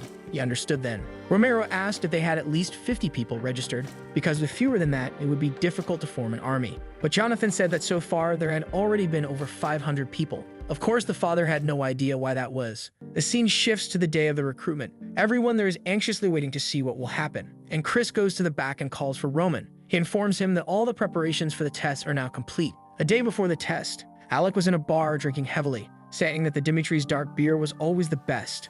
But he couldn't believe it. There were really far more applicants than he had imagined. Not to mention that there were 3 loud guys in the corner. From the copper plates on their thighs, he knew those were at least rank C mercenaries. The others at the counter clearly had combat experience. Considering the number of bars that must be filled with people like them, the level of the applicants was much higher than he had expected. But it didn't make sense since, for experienced people, there should be a better job than this. He didn't know if it was curiosity or what, but he couldn't understand. Then he overheard a guy asking his friend if he wasn't going to become a Lawrence soldier. The guy said yes, as that was his hometown. But after seeing Dimitri take down the Bloodfangs, he changed his mind. Everyone who didn't see it says it's a lie, but he was there that day in the middle of the square, when Dimitri showed up covered in blood and dragged the leader by his hair. To him, it was unbelievable to think that Dimitri came all the way from his territory just to kill that guy in front of everyone for messing with his people. The image of that scene never left his mind. A lot of people deny the incident and say it's a lie, but he was there to see firsthand that Dimitri wasn't the weak and idiotic person all the rumors said. He really was a leader who fought for his people, and that's why he's there to gain residency in Dimitri and become one of his subordinates. Lucas understood that what the boy meant was that it was worth dedicating his life to this person. Maybe all this commotion really wasn't a coincidence. Back on the day of the big test, everyone was there, excited and chatting, while Lucas was now undecided about which choice he should make. He knew that the strongest people there, like him, still had doubts about the rumors. This meant that the choice could only be made when he saw the true Roman. Suddenly, everyone fell silent. It was because someone was approaching. Of course, it was our armored boy. He passed by and everyone bowed. Lucas noticed that no command had been given, but still, everyone lowered their heads. This proved that the rumors were true. Dimitri only climbed the stairs and told everyone to lift their heads. As mentioned in the notice, he would recruit 30 soldiers to fight by his side. But first, he wanted to inform them that he, Roman Dimitri, had no plans to live in an isolated territory for the rest of his life. He would continually fight and conquer ever larger territories. He would be involved in wars where it would be impossible not to lose lives. So those who plan to follow him without being fully determined should turn back now. What they should think when their head flies on the battlefield is not resentment for being sent there by him, but regret for not being by his side at the moment he reigned supreme over this continent. The entire crowd fell silent. Lucas just couldn't understand why someone with his position in his own family at risk was being so arrogant. But for some strange reason, that man made him believe it. With that, Chris stepped forward and said he would explain the instructions for the test. The test was extremely simple. They would stay in a designated spot and the archer would fire 3 arrows at them. Maybe they would graze their body, or hit the wood right behind them, or even hit them directly. Only those who did move an inch after all 3 arrows were fired would pass the first stage of the test. With that, the first name was called. The man stood in front of the wood and the archer prepared. However, the others were wondering if they were really going to do this. It didn't make sense to put a soldier's life at risk for this test. He knew that Archer was extremely talented. Surely he would never make a mistake. The first arrow was fired, and it struck right next to the man's neck. Seeing this, the man thought it could only be a psychological test. He just had to stand still and be sure nothing would happen.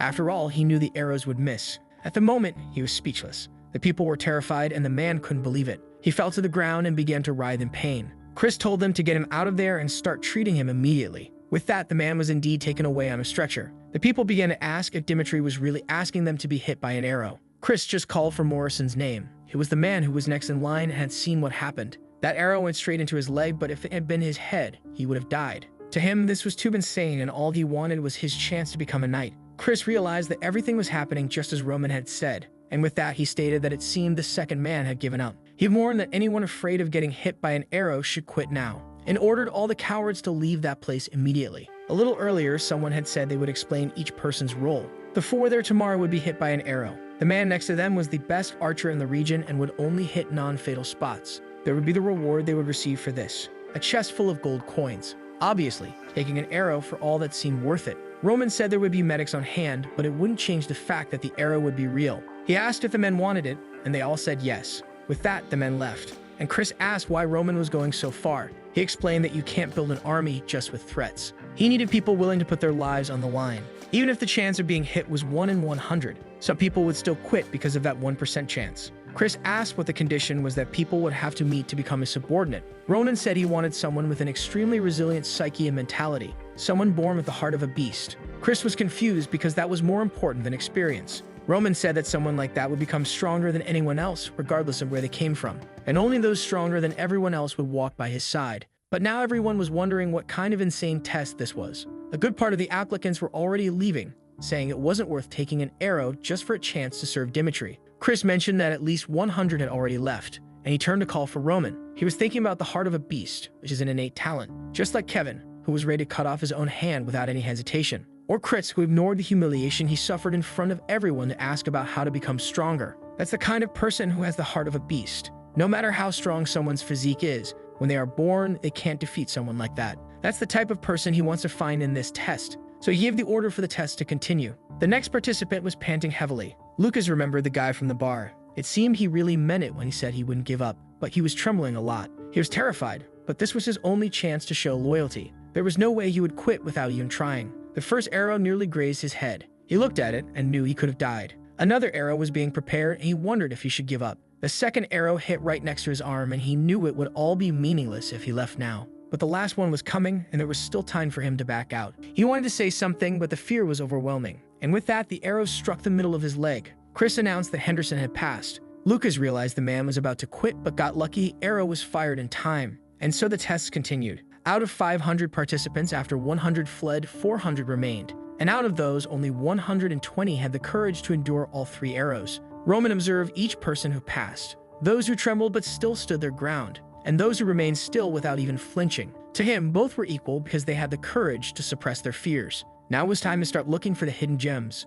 those who would look at him with admiration, not fear. Roman had congratulated everyone but warned that he would only accept 30 people, and for that, they would have to go through a second test. Those who became his subordinates would live the life of a predator, and strangely, he only said that, leaving Lucas confused. Roman simply stated that the orders for the second test were straightforward. There were various swords of different types and shapes beside them, but none of that mattered. They just had to choose the sword they wanted and prove their worth in a duel against him. Lucas wondered if the man really planned to fight 120 people. Roman announced that all they needed to do was last 1 minute against him. Those who passed would receive even better conditions than those listed. The bald man then stepped forward and declared he would be the first. This guy had the look of someone who had fought 1,000 times, but let's see if he could endure this. With that, they were already face to face.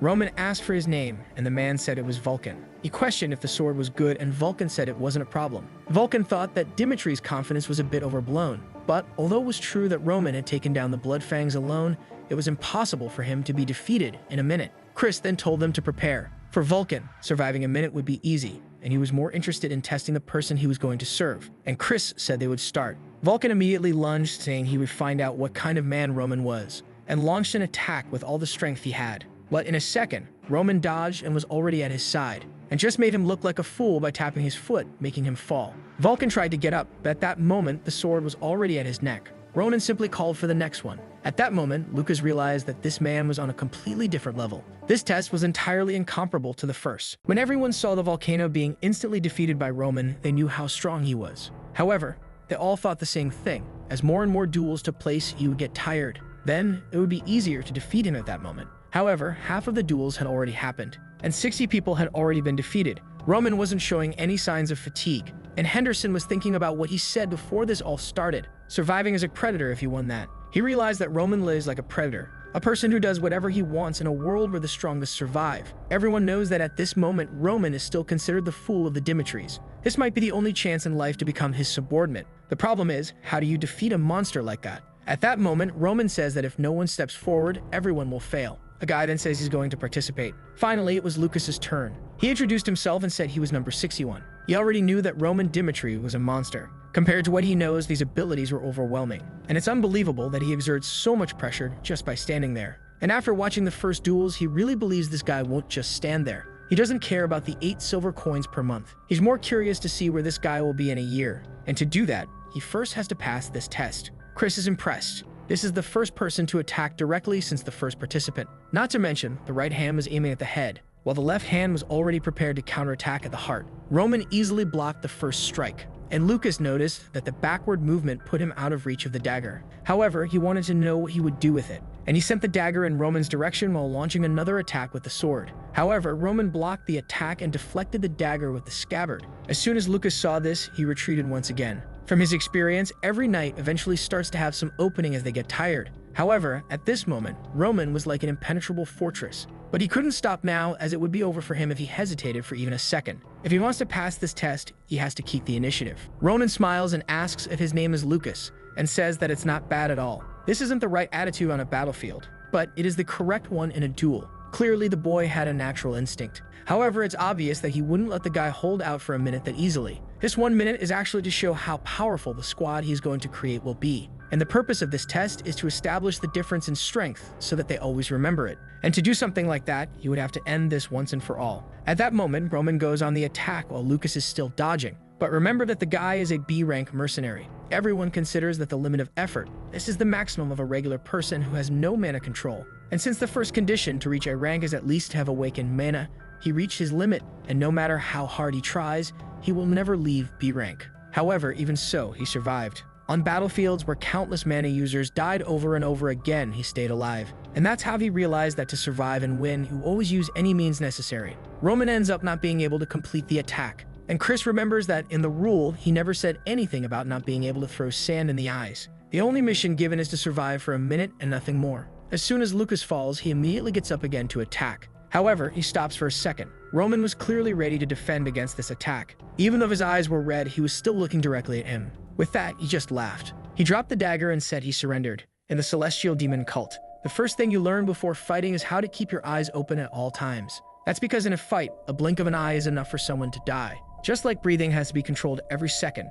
blinking is also something that has to be considered. And that's why they always train to keep their eyes open in any situation, no matter what happens. A person should never give in to fear or try to escape without observing what's going on. He then hands Roman a bottle of water. As Roman washes his face, he stands there desolate. He wouldn't have used sand if he had known the guy wouldn't change his expression. It just made him look pathetic for using everything he had available and still failing. He wonders if Roman would be disappointed, but then remembers that he had no expectations. Maybe then he would be punished for it. But Roman only called for the next. Lucas was confused that the guy didn't even comment on it, and the people in the audience wondered the same thing. Why didn't he mention that dirty move? But Roman already knew about that plan. The moment he dodged, he saw the movement, his hand going to his waist and grabbing that sack. However, he decided to continue to see what he would do in the best situation. The hell Lucas experienced and the amount of blood he saw, he has no doubt. The blood seen by Bake was enough to create an ocean. That's how a celestial demon is created. He then asks if no other applicant will step forward. And with that, time begins to pass. And another guy enters the field.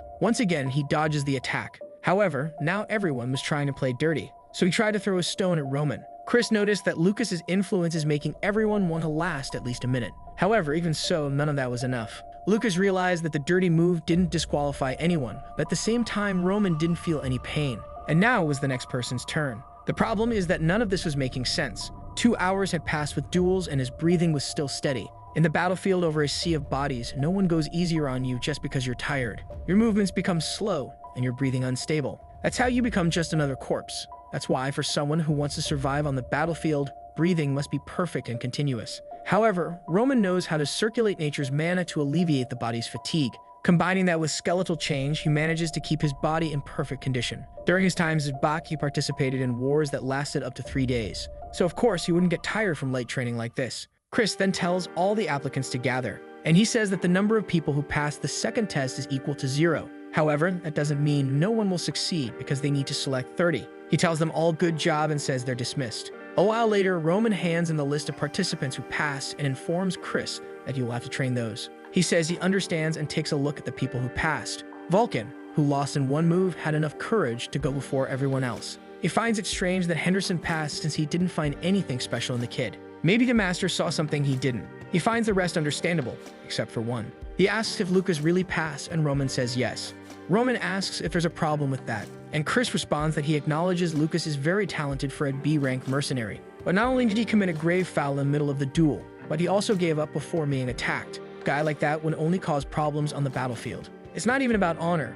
It's because the average mercenary would abandon comrades to survive. However, Roman says that's precisely why he passed him. Of course, the poor guy is totally confused. But Roman says it's exactly because he isn't a coward who knows honor that he passed. At the moment when everyone was worried about Roman's judgment, he saw an opportunity and acted instantly. That's the kind of person who survives on the battlefield, doing whatever it takes. So he asks Chris why he was so sure Lucas would betray his comrades just because of a foul. He remembers that Jonathan once said that those who survive on the battlefield aren't the ones who know how to use aura, but rather those who calmly analyze each situation and act accordingly. He needed to keep in mind that no matter how strong he was as a knight, there was always a chance he could be killed by one of these, those who hide in the shadows and look for a chance to strike. Chris realizes that in that situation, it really was the most realistic thing for Lucas to do. Once again, he was the one who couldn't see things clearly. However, he then tells Roman there's one more thing he doesn't understand. The battlefield won't start for another 5 months.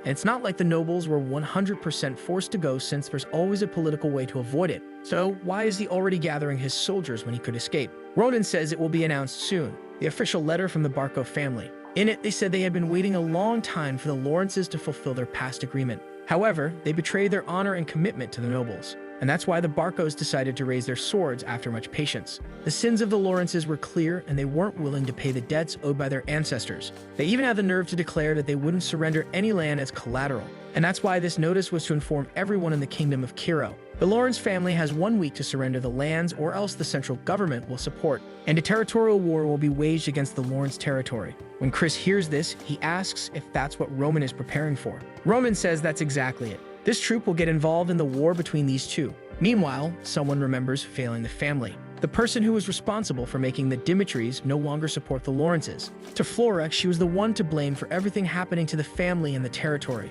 She wakes up in the middle of the night. Every day she was having these nightmares, and she kept asking herself what she had done. In the Lawrence mansion, everyone was wondering if it was because of the broken engagement. It seems she had been rejected by Dimitri because she had made a mistake. However, now she wasn't even leaving her room, and the war against the Barcos was about to begin. Standing inside it, she couldn't even get out of bed. She always thought she was a smart person. She passed the advanced class at the academy with great grades. From her father's warm smile, she always thought she was a good daughter. But now she realized that without the family's support, she was nothing but a flower in a cage. The guy being called the fool of the Dimitris was something hilarious, because in the end, the fool was her. Now she doesn't even have the confidence to look her father in the eye. She wonders what he would do in this situation. If she stopped to think, Roman is the complete opposite of her. No one had any expectations or desires about what he would do. However, with his own strength, he subdued the blood prisoners and elevated the family's name. She doesn't understand how he was able to do something like that without anyone and why he's so strong. But even putting all that aside, the difference between them is that he had the courage to act. At this moment, one of the butlers knocks on the door and says that the meal is ready. The servants begin to look at each other with concern as she never appears. When she finally opens the door, visibly shaken, she says she's going to the library. She knows her father is doing his best to get some help from other families. However, she knows that no one will help them in this situation. This means that just as Roman resolved the blood prisoners by himself, they will have to find a way out of this with the strength they have. Meanwhile, someone calls for Lawrence in his room, informing him that the Martel family has refused the proposal. He says to contact the Vaster family, but the person responds that they have also already refused. The person tries to explain that no matter who they ask, no one will want to bet on a war against the Barcos. Moreover, there will always be rumors that whoever supports them in this war will suffer afterward. Besides, in the announcement, the central government gave its support, so those who don't participate also have a chance to receive lands. Meanwhile, Flora is just reading books. She knows there's 1 week left. That's the time she has until this war begins. She needs to find the best course of action in this situation. Meanwhile, her father punches the table, angry because those bastards always favored him, but now in this war, no one is supporting them in the conflict. He asks if the gold bank will lend anything, and he says yes, but the investigation will only be completed in a week, which makes it obvious that they are basically siding with the Barcos. He wonders if there really is no solution, and one of the men at the table says that perhaps it's just better to surrender to the Barcos. All the support they would receive from neighbors has been cancelled, so by surrendering, they would protect some innocent soldiers and not lose everything. No one in the room could argue against that. Even Lawrence said it was something to consider. However, that's when someone at the door said Miss Flora wanted to talk. He was going to say he was busy, but she opened the door at that moment. Her father asked what she was doing there. She said she had something to say. However, this story likes to jump back and forth, so now we're back to Roman's conversation with Chris. At the moment, he said that Roman Dimitri would get involved in the war between the Barcos and the Lawrences. Actually, it's not Chris, it's his father who asks if he really knows what that means. He says yes, and his father asks why he wants to go through with it. This is a legitimate war of the Barcos, confirmed by the central government. And since he canceled the marriage with the Lawrence lady, they have no right to get involved in this. If they get involved in a war without any reason, all the nobles will break ties and they will be subdued. His father says it seems that the son is not as rational as he thought he had become. However, Roman calls for him and asks how he wants him to live from now on. His father, confused, questions why he's bringing this up out of nowhere. But Roman says he's not getting involved in this war just because of a change of heart. He tells his father that he received a threat from Anthony Barco that complicated the marriage he was going to have. He has no way to plan, but when he heard that, one thing came to mind. People say that the Dimitris are the true strength of the North, but for some reason, the Barcos still think they are above. As he is the lord of that place and does nothing, he believes that he must be satisfied with the situation. However, Roman Dimitri is different and wants power. He won't stand by and watch the name of the Dimitris be tarnished, whether by the Barcos or anyone else. He has more than enough reason, just as the Barco War is merely a non-existent excuse to gain more power. In this new life, Roman feels as if he's in an endless ocean, but his identity as Bach hasn't changed. He will live a life of domination. He tells his father that he's not asking for the family's help, as he will participate in this war only as Roman Dimitri. All his father has to do is watch. The path he will show is the life he will live from now on. His father knows that your birthplace never changes no matter how great you become. Even if he has a lot of money and a prosperous territory, the fact that he's a commoner doesn't change. In this conversation, Lehanna asked if anything happened with the nobles when he went to the capital. He sat down and said it was nothing much, but he noticed it just from the looks. Clearly, they looked at him differently than the others. Lehanna asked if he wanted to change that. However, he replied that he was content with his current life and didn't want to stray from his path just to gain a bit more. The hope he had, at least, was that his children would be different. Unlike him, who was content with ruling their remote land, he wanted them to surpass their origins and reach an even higher place. His father realized at that moment that the look in his eyes wasn't one he could change. However, this was the moment he had long dreamed of. His troublesome son had grown up without him even noticing. He then replies that Roman can do as he wishes and ask for any help. He was Roman, son of Dimitri, and that means no matter what he doesn't need to carry the responsibility alone. The scene shifts to a blacksmith. The entire street is extremely busy, with numerous shops. Roman realizes it wasn't a joke when they said they were truly the biggest in the capital. In that place, there are factories where multiple blacksmiths work at the same time. Just this one Dimitri street has 30 blacksmith shops open and functioning. If anyone wants to understand how the Dimitris made so much money, they just need to see this place. The steel mines behind this territory are the largest on the continent, and that's why the blacksmiths can sell equipment at much lower prices. And that's why no noble in the Cairo region dares to be hostile to the Dimitris, not only because of the wealth they possess, but out of fear of losing the equipment they provide. And Roman is already looking for a certain someone. The person who is the symbol of the Dimitri family is considered a master blacksmith. In the conversation, he told his father that he would handle it alone, but he wanted help with the equipment. His father said he would need to speak with Master Hendrik. When it comes to blacksmithing, he was surpassed by Hendrik shortly after becoming a noble. If he says it's a request from Romero himself, he will certainly get everything he needs. However, he had to keep in mind that the Dimitri blacksmiths were extremely proud. They wouldn't be nicer or kinder to him just because he bore the Dimitri name. Only someone who can distinguish the quality of steel and the skill to use it can earn blacksmith's trust. Everyone is staring on the street, and Dimitri realizes it's exactly as his father said. That's to be expected considering the actions of the past Dimitri. In the shop, someone says to take a look at the person who arrived, and Hendrik asks what he's doing there. Roman says he believes his father sent word about his arrival. The blacksmith asks if it's about the equipment for 30 people. The blacksmith says he thought he only said that to steal some items and then sell them because he's out of money. He told him to grab some equipment on the side that was more than enough to arm 30 soldiers. Roman asked if those were the only items available, and the guy said yes. So he then questioned if that was the best Hendrik could do. He said of course not, but if he wasn't satisfied, he should just disappear from that place. But Roman picked up the sword and said that apparently the reputation of the blacksmiths in that place was exaggerated. To think he would call something like that equipment for a soldier. He says he will ask one more time. He wants to know if this is really the best work of Master Hendrik. Hendrik, of course, lashes out at him, saying that the equipment there is of the highest quality in the entire Cairo continent. And the boy who never sweated in front of a forge was trying to judge their work. If it weren't for Romero's request, he wouldn't even receive anything. While his brother worked a long time in the forge to succeed the family, he was covering himself with women in the streets. That means the biggest trash in that place is him and not the swords on the floor. It was just the eldest son who knew nothing and couldn't do anything either. Roman knew he would have to deal with this again. He replied that he understood the reason for the anger. What he wanted to know was why this sword had been hammered so much that it changed color when placed under the sun. This could only have been done by an inexperienced blacksmith who didn't know how to strike the metal. This proves it's not the work of the Dimitris, and the old man cannot deny this fact. He makes a cut with the sword and says that with this, one of his soldiers died on the battlefield because it didn't pierce the flesh. Another soldier had the blade stuck in the enemy's muscle and died with a frightened expression. He asks if that isn't an injustice. He made the best choice on the battlefield but died like trash because he was armed with trash. Hendrik still doesn't know where he's going with this. However, Roman picks up a chainmail from the ground and asks if that is what they call armor. That wouldn't defend against a single attack. Not to mention that the weight distribution was all wrong. This means that anyone who trusts in that will die on the battlefield. The organs of soldiers who relied on this chainmail would be torn apart. Dimitri continues to ask what nonsense he is talking about. Roman asks if he really doesn't understand. Roman can understand this guy's frustration since he showed up out of nowhere and started criticizing the equipment. He can accept those thoughts and feelings. However, he crossed the line. He says that if he had really taken that pile of trash from the ground, soldiers who trusted their lives would have died. Hendrik's feelings couldn't lead to such retaliation. That's because 30 lives were at stake, and even knowing that Hendrik fled from the truth, he asks if someone like that can really be called a craftsman who represents the Dimitri family. Because of personal feelings and this pile of trash, 30 innocent people who did nothing wrong died. His intentions and feelings shouldn't be important. He asked for weapons and armor with his father's name at stake, and the response was to receive this pile of scraps. These actions should be seen as insubordination to his father. He says he knows he's not doing this on purpose, but he needs to understand what his actions represent. Since this wasn't a personal request,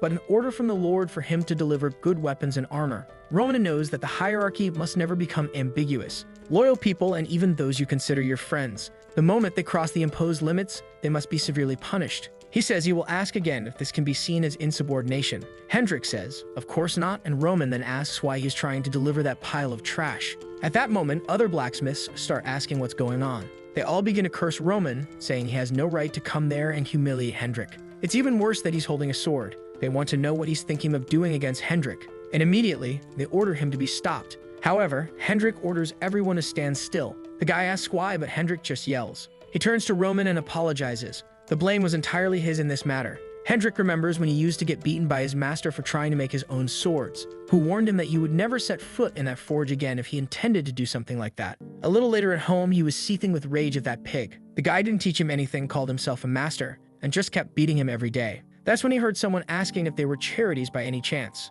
The guy with the coin in his hand said he knew it wasn't enough for a decent sword. All he wanted was any sword, and he promised to repay much more when he achieved what he wanted. His body wasn't healthy and he needed a weapon to make money. The master replied that he wouldn't deliver it, and the guy kept begging while Hendrik listened to everything. However, the master ordered him to disappear from that place immediately. With that, the guy went back home devastated. However, on the way, Hendrik called out to him. He asked if he really would take that sword for free. Hendrik said yes, and that he heard his situation at the blacksmith's. The guy wanted to pay, but Hendrik responded that it wasn't necessary since he was going to throw it away. He was just happy that the item he made would help someone in some way. The boy thanked him happily, and Hendrik was glad for the first time to have helped someone. However, his expression soon changed when he found the guy dead on the ground. His body was already covered in flies, and seeing that, Hendrik almost vomited. The people around commented that it seemed he had died on a mercenary mission. It seems a bandit tried to strike him with a sword, and when he tried to defend himself, his sword broke. Everyone commented that's why you only go to war if you really have a good weapon. For Hendrik, that wasn't any different than taking his own life. From that day on, he swore he would never let that happen again. But now he was there, old, and almost made the same mistake again. He apologizes and says he will pay the price for his actions. Roman says that if he's willing to take responsibility, then he won't pursue this matter further. He drops the sword and says he knows that Hendrik is one of the best blacksmiths there, so they need to talk business. He's here to get equipment for the soldiers and believes that Hendrik only tried to disobey because of his feelings. But with this, they will bury both their mistakes in the mud. He wants weapons and armor for the soldiers and nothing more. Hendrik realized that Roman had given him a way to escape this without receiving any punishment.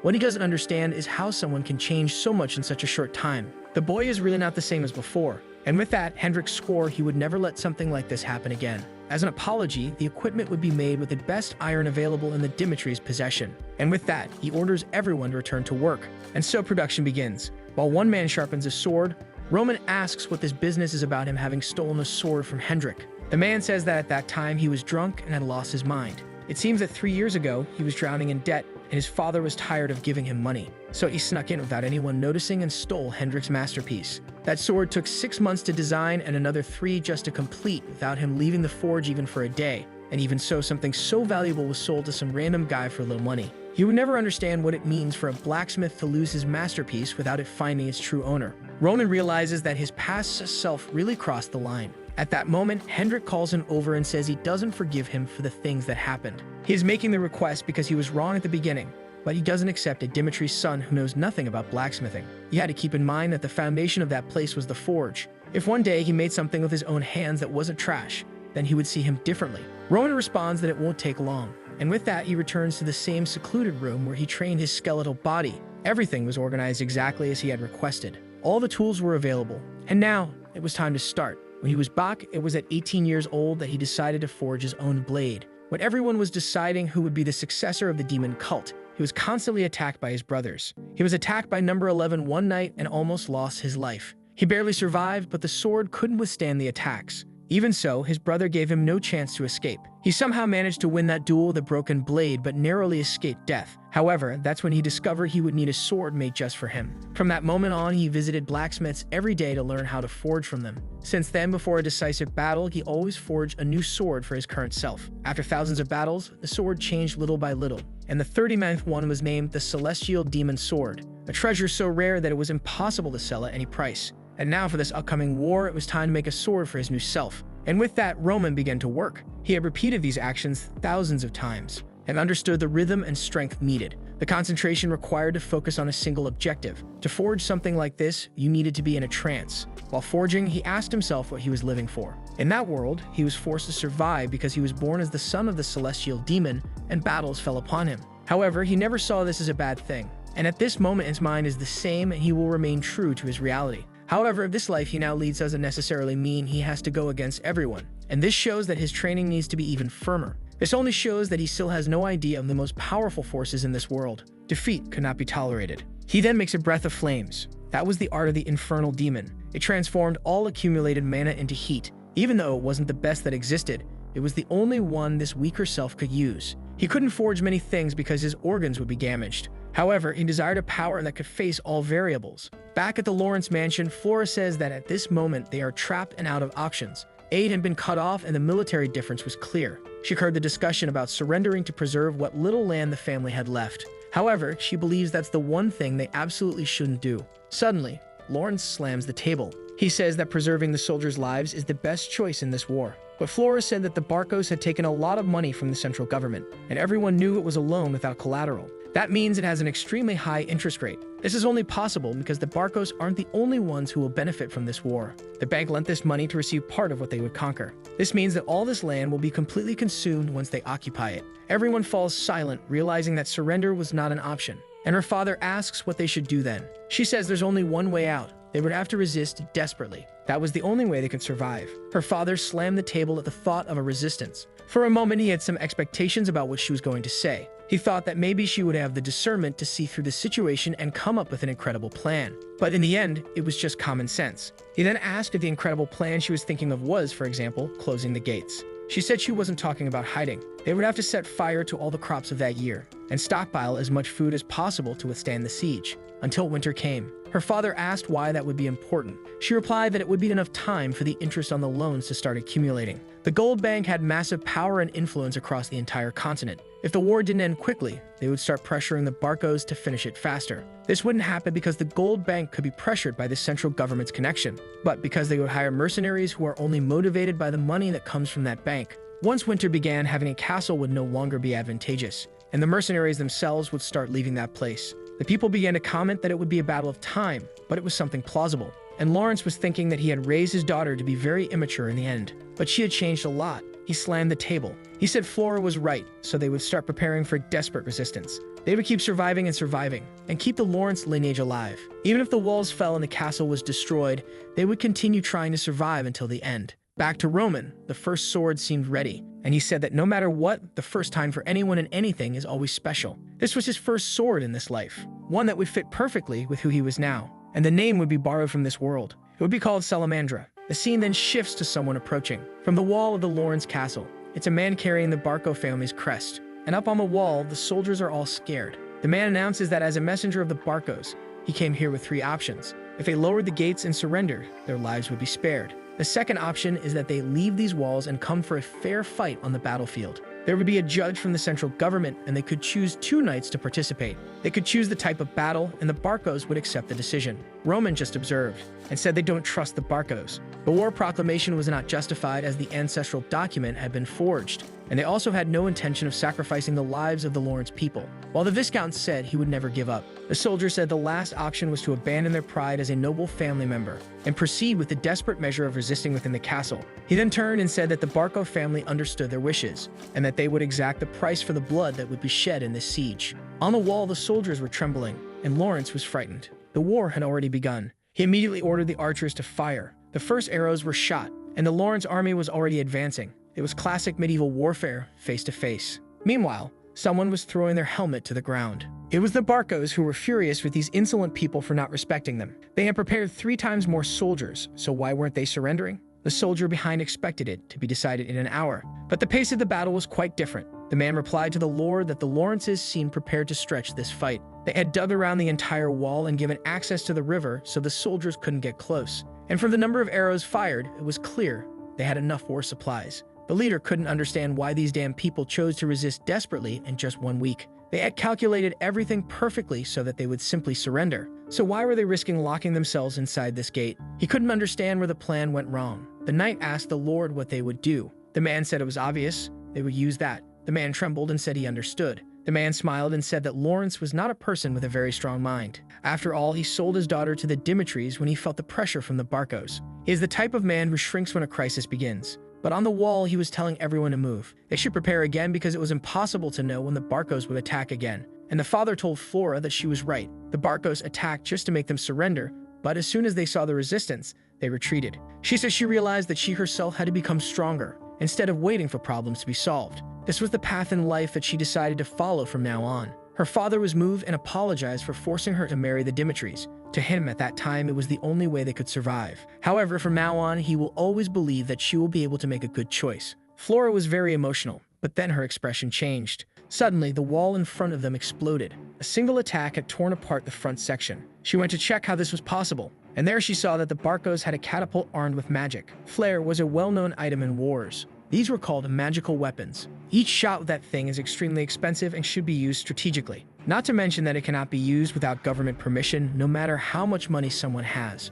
She never imagined that the Barcos would have the resources and connections for this. And the worst part is that there are only two ways to defeat a flare. Either you use another magical weapon of the same rank, or they would have to leave the castle and destroy it. The problem is that both options were impossible. But of course they didn't want to give up just like that. At that moment, a maid announced that they had received a magical message. This wasn't just a very rare means of communication, but also very expensive. The maid said that Roman Dimitri had said he had a way to help, so she should accept the offer. Flora had no idea. Why was Roman Dimitri getting involved in this? The scene then shifts to her asking how he plans to save the Lawrences from danger. Roman says he will make it clear that he's only doing this to get revenge on the Barcos for personal reasons. It's something he had already decided on, and this is the perfect time for revenge. If the Lawrences follow his plan, he will actively participate and destroy the Barco family for them. She asks what they will have to do in this plan. He says the Lawrences will first have to create a stage for him by making a certain sacrifice. If they create this with all the forces he has, Roman Dimitri will help.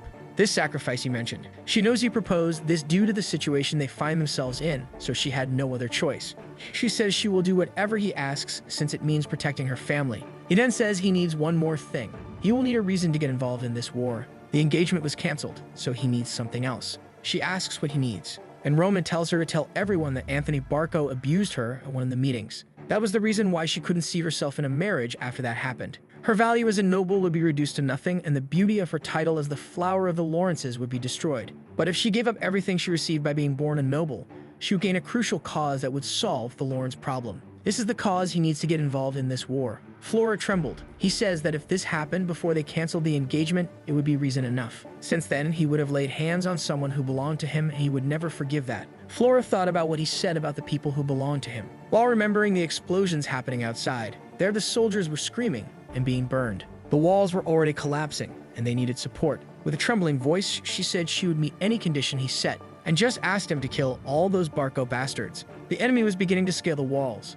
and Lawrence gave the order for them to defend and keep resisting. But at that moment, a hooded man appeared and lunged to take Lawrence's life. He saw that he wouldn't be able to dodge in time, but then he was struck in the face. Flora had shot an arrow. Her father turned and asked what she was doing there, but she only said that they would have to open the gates and face the Barcos head-on, and he asked why she was saying that. She explained that Roman had promised that he would help them. As the troops entered the castle, they would destroy the flare. Her father asked why Dimitri had changed his mind now. She said there was no time to explain, but she was sure. He was a man who kept his word. In another place in the forest, Roman was observing a magic crystal, when Chris approached and asked if they would attack already. But Roman replied that they wouldn't. Chris said that at this rate, the Lawrences would be defeated before they got involved. The flare was an extremely powerful weapon that would destroy that wall. They needed to launch this attack at this very moment, but Roman just asked why he would do that. Whether the Lawrences fell or not was of no importance to him. He then told Chris to pay attention. Among the deaths of hundreds of people he doesn't know, ensuring that none of them shed blood is much more important. The Lawrences would indeed lose a lot of people because of this, but that's their fault for following a lord who lacks capability. However, unlike them, those who follow him would not become meaningless sacrifices. Chris simply responded that he understood, but he had no idea how the guy could make such a choice. At that moment, the Lawrences gave the order for the gates to be opened, and they commanded their soldiers to move forward. The army from the ships began entering the castle, and the Lawrences were there waiting for them. A man with a red beard smiled and said they didn't know their place, and the guy made a slash that split the poor fellow in two. That was the Burge mercenary company. The first one to fall to the ground was already screaming and begging for help. The troops started moving forward, but everyone knew they were marching to their deaths. From the wall, Flora continued giving orders for them to resist until the end and not retreat. She knew that if they didn't even serve as a trap, he wouldn't appear. However, suddenly the sounds of horse hooves were heard. Someone was approaching from the rear of the base, and the leader asked who they were. Obviously, it was Roman's personal cavalry arriving. For him, the moment for the soldiers to risk their lives had come too soon. He knew that most were insecure and anxious at that moment, but this was the reality they would have to face. And he promised that whoever survived would live the life of a predator. However, in the end, it was each person's individual skill that determined who came out alive. He warned everyone that the priority was to reach the base of the ships and destroy the siege weapon. He knew the Lawrences would be insufficient to create a good distraction, and he didn't expect much from the soldiers either. That's why he would be the one leading the vanguard. He was going to massacre everyone in front of him and clear the path for them to just deal with the rest. But they had to keep something in mind. The priority was to destroy the siege. The captain, seeing this, thought they were a bunch of idiots thinking they could win with so few soldiers, and he warned his men to prepare to take down these crazy guests. The knights raised their shields and spears, and Roman went head-to-head against them. He approached and raised his blade against them all. He threw himself into the middle of the barricade and cut down the first ones. His horse was killed, but the Muram world always followed one rule. The celestial demon was always at the forefront of the demonic cult, because he himself was supposed to be the invincible unit, and anyone who faced him was destined to lose their life. What everyone wondered was why he stayed in the most dangerous position,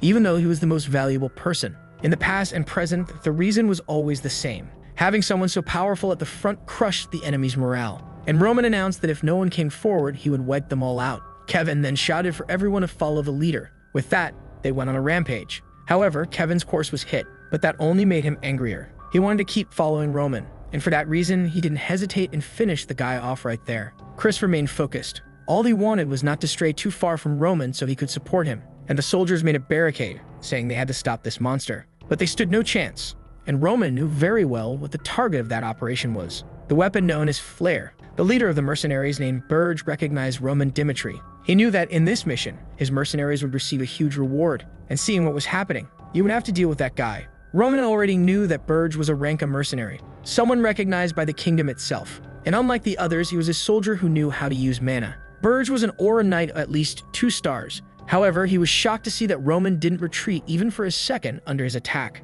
The boy's blade was already surrounded by a purple energy, and he struck the guy full on. Burge managed to defend himself but realized Roman was too strong. With that, he started retreating, trying to protect himself. But the slash went through, and it took 5 seconds for him to fall to his knees. That was the amount of time the Ranka mercenary could resist against Roman. The enemies were terrified to see the captain die like that. All the allies were all ecstatic. The leader of the ships ordered everyone to kill that bastard, but he was just thrashing about and the men said it was too dangerous. Roman was curious about something else. This weapon called Flare, the product of something that didn't exist in the Muram world. He then activated the Art of the Heavenly Demon.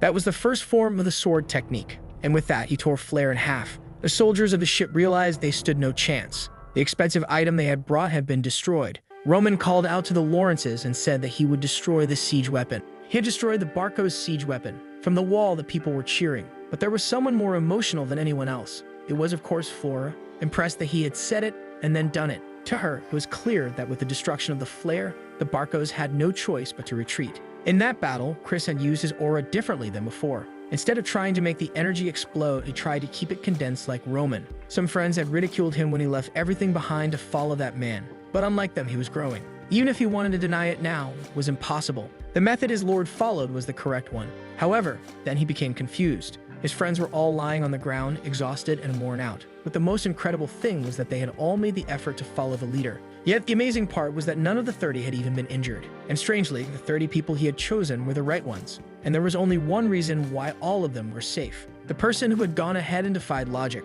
Roman approached and said they had done well to survive. Their role in this was now over. The Lawrence gates were then lowered, and the Dimitri army entered the castle. Of course, everyone shouted his name, shouting that he was the hero who had saved all of Lawrence's territory. The Viscount couldn't help but feel ashamed. He knew he wasn't capable, but the boy had gone ahead and done everything he needed by himself. That was truly destructive talent. Romero had raised a terrifying tiger, and if he had made any mistakes, that man would have been his son-in-law. It was a pity, but that was the past. He then called out to Dimitri and said that he was also the hero of that place. He thanked him for his presence and said it was a pleasure to see him there. Ronan simply smiled and shook hands while the people cheered. He entered the castle and was about to go into a room when someone asked him to wait. It was, of course, Flora who wanted to thank him. She said she knew they hadn't fulfilled their role as bait properly, but even so, he hadn't abandoned them in the end. So she wanted to thank him from the bottom of her heart. Ronan simply replied that he had fulfilled his part as promised. The Lawrences had done as much as he expected them to do. Flora said she wanted to repay this favor no matter what.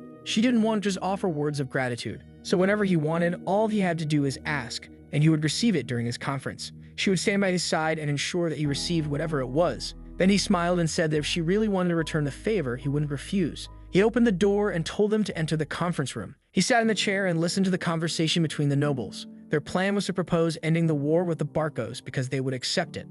This was because the Barcos still had many soldiers, and they would only take risks by advancing. The best plan was to abandon the pass and seek peace. All Roman could think of was that he was in the herbivore's room. The Viscount agreed and said that they really didn't have enough strength to continue resisting the Barcos' attacks. They would send a messenger. At that moment, Roman asked if he could give his opinion. Everyone fell silent. He received permission and thanked them. He then explained that the Barcos were now under financial pressure. They would have to pay the cost of this attack and still return the money to those they had borrowed from. If they sent a messenger asking them to surrender, all they would receive is his head back. The people hadn't thought of the obvious. Now that the Barcos are cornered, they won't retreat. Roman said that the soldiers outside were still carrying bodies and questioned whether anyone had felt anything witnessing that. The Barcos should not be forgiven, and they needed to show this to everyone. This was their chance to show the world what happens to those who decide to attack the Lawrences. The Viscount said he knew that, but what would they do if they didn't have the strength? Roman said that there was only one way to finish them. The Viscount felt cornered. To Roman, a herbivore had no choice but to become the prey of a savage. Meanwhile, on the Barcos side, someone was shouting. It was the captain banging on the table, asking why the damned Roman got involved in this war. A large-scale attack would be too disadvantageous. Now he only had one option left: a one-on-one combat. Each family would send a representative, and the central government would appoint a judge to oversee everything. A true duel of warriors. The Viscount said that warrior battles had already deteriorated due to connections and money. The Barcos, despite being affected, still had a lot of money and connections with the government. It was unpredictable which master they would call to participate in something like that. Roman said he understood what he was saying, and that's why he would provide the certainty he was seeking. The room fell silent, and the Viscount was confused, asking what certainty he would deliver. Roman said that the certainty that a warrior's battle would be the best option. The Barcos have a 3-star knight, and he is probably the one who will fight. He would represent the Lawrences and fight for them. He was certain he could guarantee at least one victory regardless of who the Barcos sent. The problem was that it wouldn't matter if he won one and they lost two. So their subordinate, named Chris, would participate in the final battle. He was a genius who could defeat even a 3-star opponent. If they emerged victorious in this combat, the entire reputation of the Lawrences would be resurrected. He looked at Flora and told everyone to make their decision. That's when she remembered the conversation they had before entering. Apparently, this was the favor he wanted to ask. She could understand the implications. He would take on the role of defending them, but the Lawrences would have to deal with any unknown variables. She was only afraid of what this would lead to because she felt that man was very dangerous. But now she couldn't go back on her word, so she said she was in favor of this combat. Soon after, the agreement was made by both parties, and everything was organized for a week later. Now things moved forward. A man introduced himself as Count Eritz and said that the warriors' battle was an event blessed by Valhalla. Both sides would have to accept all the rules, and anyone who broke the rules of this combat would be attacked by the entire kingdom of Cairo. He then ordered both sides to submit their list of warriors. At another table, someone poured a glass of wine. Roman was just observing the calmness of the Barcos. He soon noticed something and warned Lawrence that they would have to change the order of the combat. He was a bit startled since this had been decided a week ago, but he said the problem was this past week itself. He thought the Barcos were afraid of paying more interest, but the truth was they had delayed this on purpose. He knew something was wrong because those guys weren't anxious at all. Lawrence said that apparently they must have called in a great master then. And nearby there was a man about to pass out from drinking and dying of sleepiness. But Roman noticed something different about him, and the Viscount asked what he wanted to do. Ronan's plan was to win the first, lose the second, and have Chris win the last. But now he decided to change it and said that Chris would go first. Both father and daughter were startled. He said he would go second and face the card the Barcos had prepared. He would modify the plan to make it overwhelming. The audience was all anxious, and Chris was already in the arena facing his opponent. The man introduced himself as Jansen of the Barcos, a 3-star knight. Chris also introduced himself and said that today he represented the Lawrences. Everyone in the audience recognized the name of the 2-star knight and knew that now a talented person would die for no reason. But Chris was certain that to become stronger, risks had to be taken. That was the reason he had left the pit. He was in to follow his lord. The flag was raised with the order for the duel to begin. Immediately, the two moved, and Jansen went straight for a mana slash. But there was something Chris had learned in his first duel with Roman. Aura is irrelevant until it touches the opponent's body. As long as he wasn't hit, the guy's 3 stars were irrelevant. He needed to keep dodging until he found an opportunity. Jansen kept slashing and asking how long this rat would keep dodging. He lunged forward and told him to die. Chris realized that the guy had expanded his entire aura across the field. It was something he couldn't dodge, so what would he do? But then he remembered that Roman had told him to distance himself from the logic that others followed. And then he remembered one detail. A meaningless explosion of mana doesn't show the true potential of an aura. The entire movement of the attack should follow a single direction, and the whole power of the aura should be concentrated on a single point. The two faced each other at the moment of the final blow, and Chris's concentrated aura sliced the man's in half. The stump just fell to the ground, and the entire crowd immediately shouted his name. To them, it was surreal for a 2-star knight to defeat a 3-star one, while Roman was just smiling, the ones obviously trembling with Barcos. Their plan was to end it all in the second fight, but now the final had become the most important one. But they didn't care since they didn't mean to worry about the second match. After all, they had a guarantee in the person they had spent a fortune on. The blue-haired man asked if it was his turn. He went to the arena and yawned, dying of boredom. He then introduced himself as Homeros, representing the Barcos.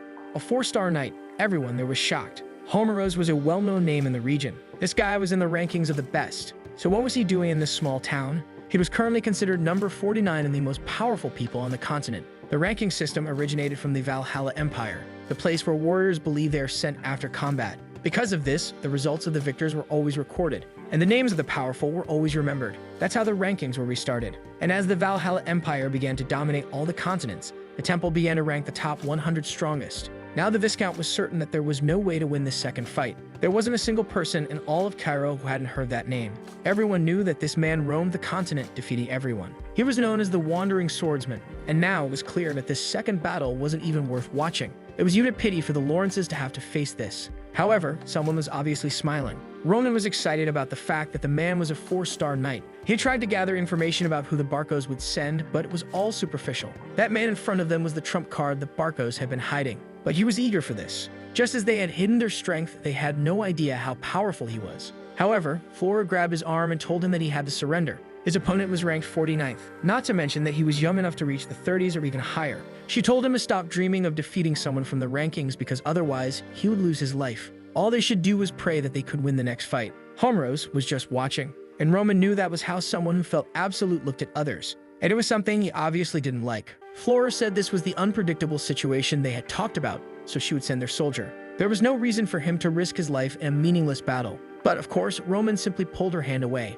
He said he had no intention of explaining the details, so she shouldn't bother him. He then presented himself on the battlefield. As Roman of Dimitri, defending the Lawrences, the two drew their swords, and Homeros knew that if the guy had destroyed a flare, he was at least a 2-star knight. To him, it was ridiculous to have to face someone like that, especially since he would soon be competing for the 30th rank. So he decided to finish it quickly. In a second, he lunged at Roman, and the soldiers around noticed how fast that movement was. Roman defended against the attack, but the blade came extremely close to his neck. As soon as the block was made, the man was already behind him. Homeros was even excited, saying that the boy was interesting. He slashed again, and Roman defended while condensing all of his mana into the blade. Homeros, intrigued, asked why he was manifesting aura that way, while Roman was getting angry because that man was clearly underestimating him. Tired of it, Homeros activated his 3-star aura and said he would face him seriously. The energy began to generate electricity throughout the arena, and the people in the audience were even having to hold on. But Roman was thrilled to know that this guy was ranked 49th. To him, there was no reason to drag out this fight any longer. He then stepped forward,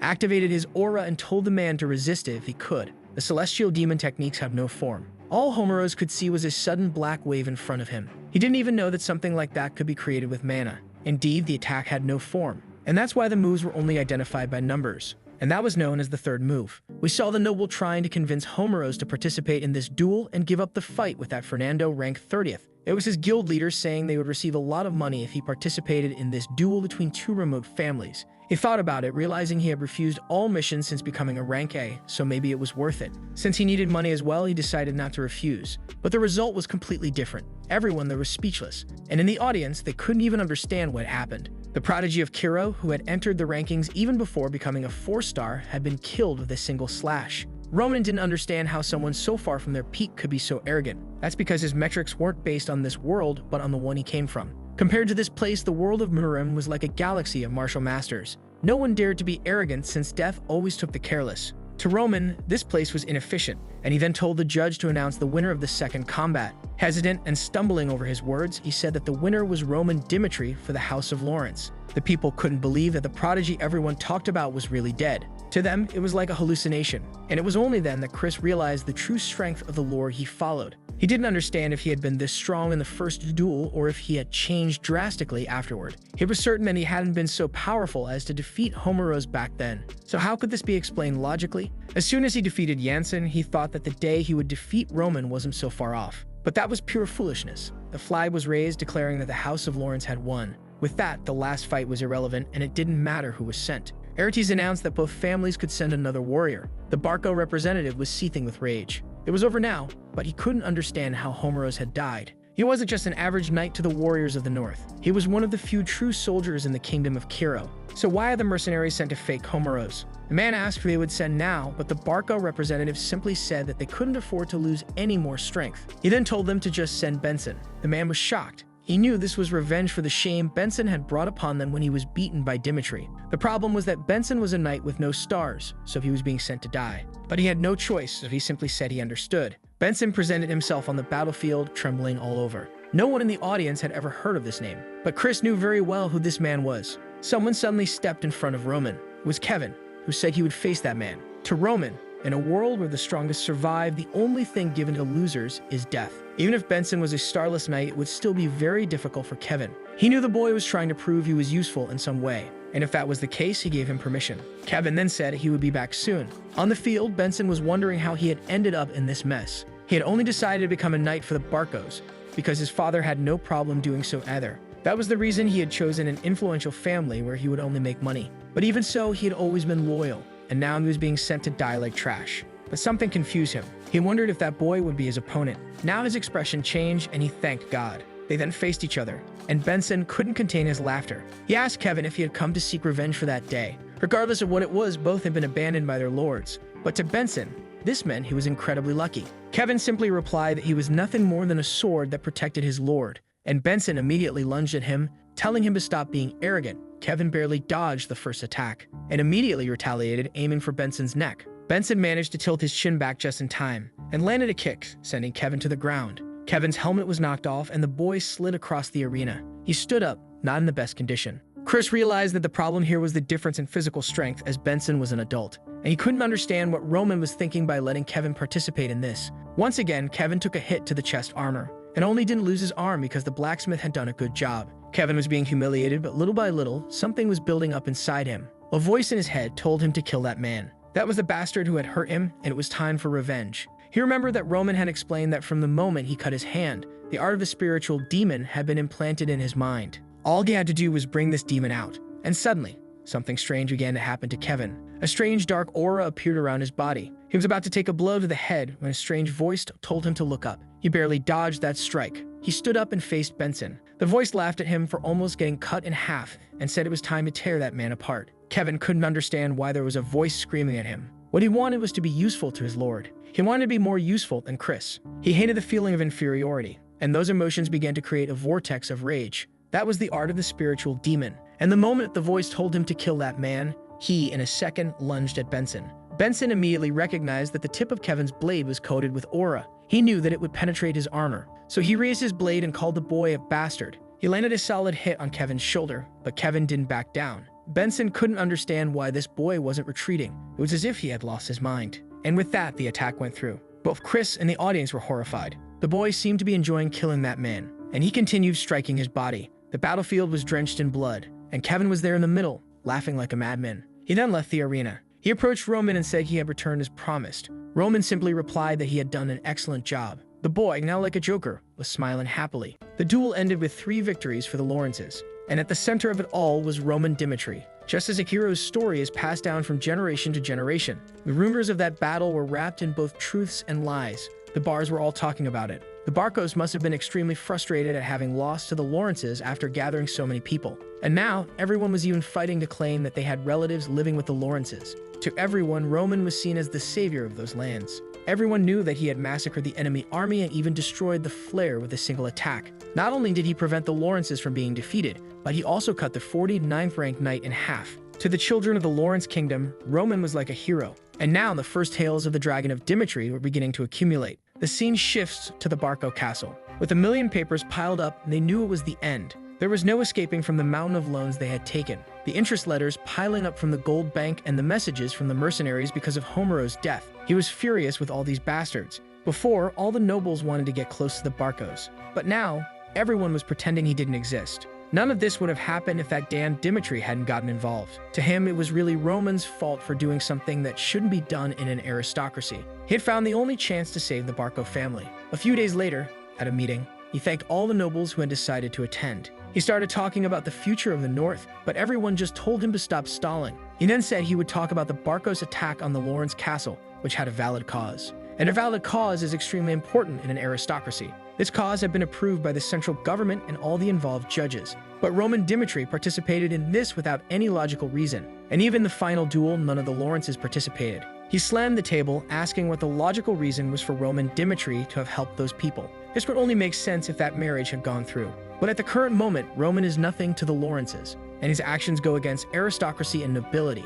Everyone at the table started saying that indeed he had no cause. And the Barco leader smiled, thinking this should be enough. He planned to shift the blame onto the Dimitris, who would have to pay the gold bank and thus nullify his debts. But at that moment, he heard a commotion outside, and Roman Dimitri himself appeared at the meeting.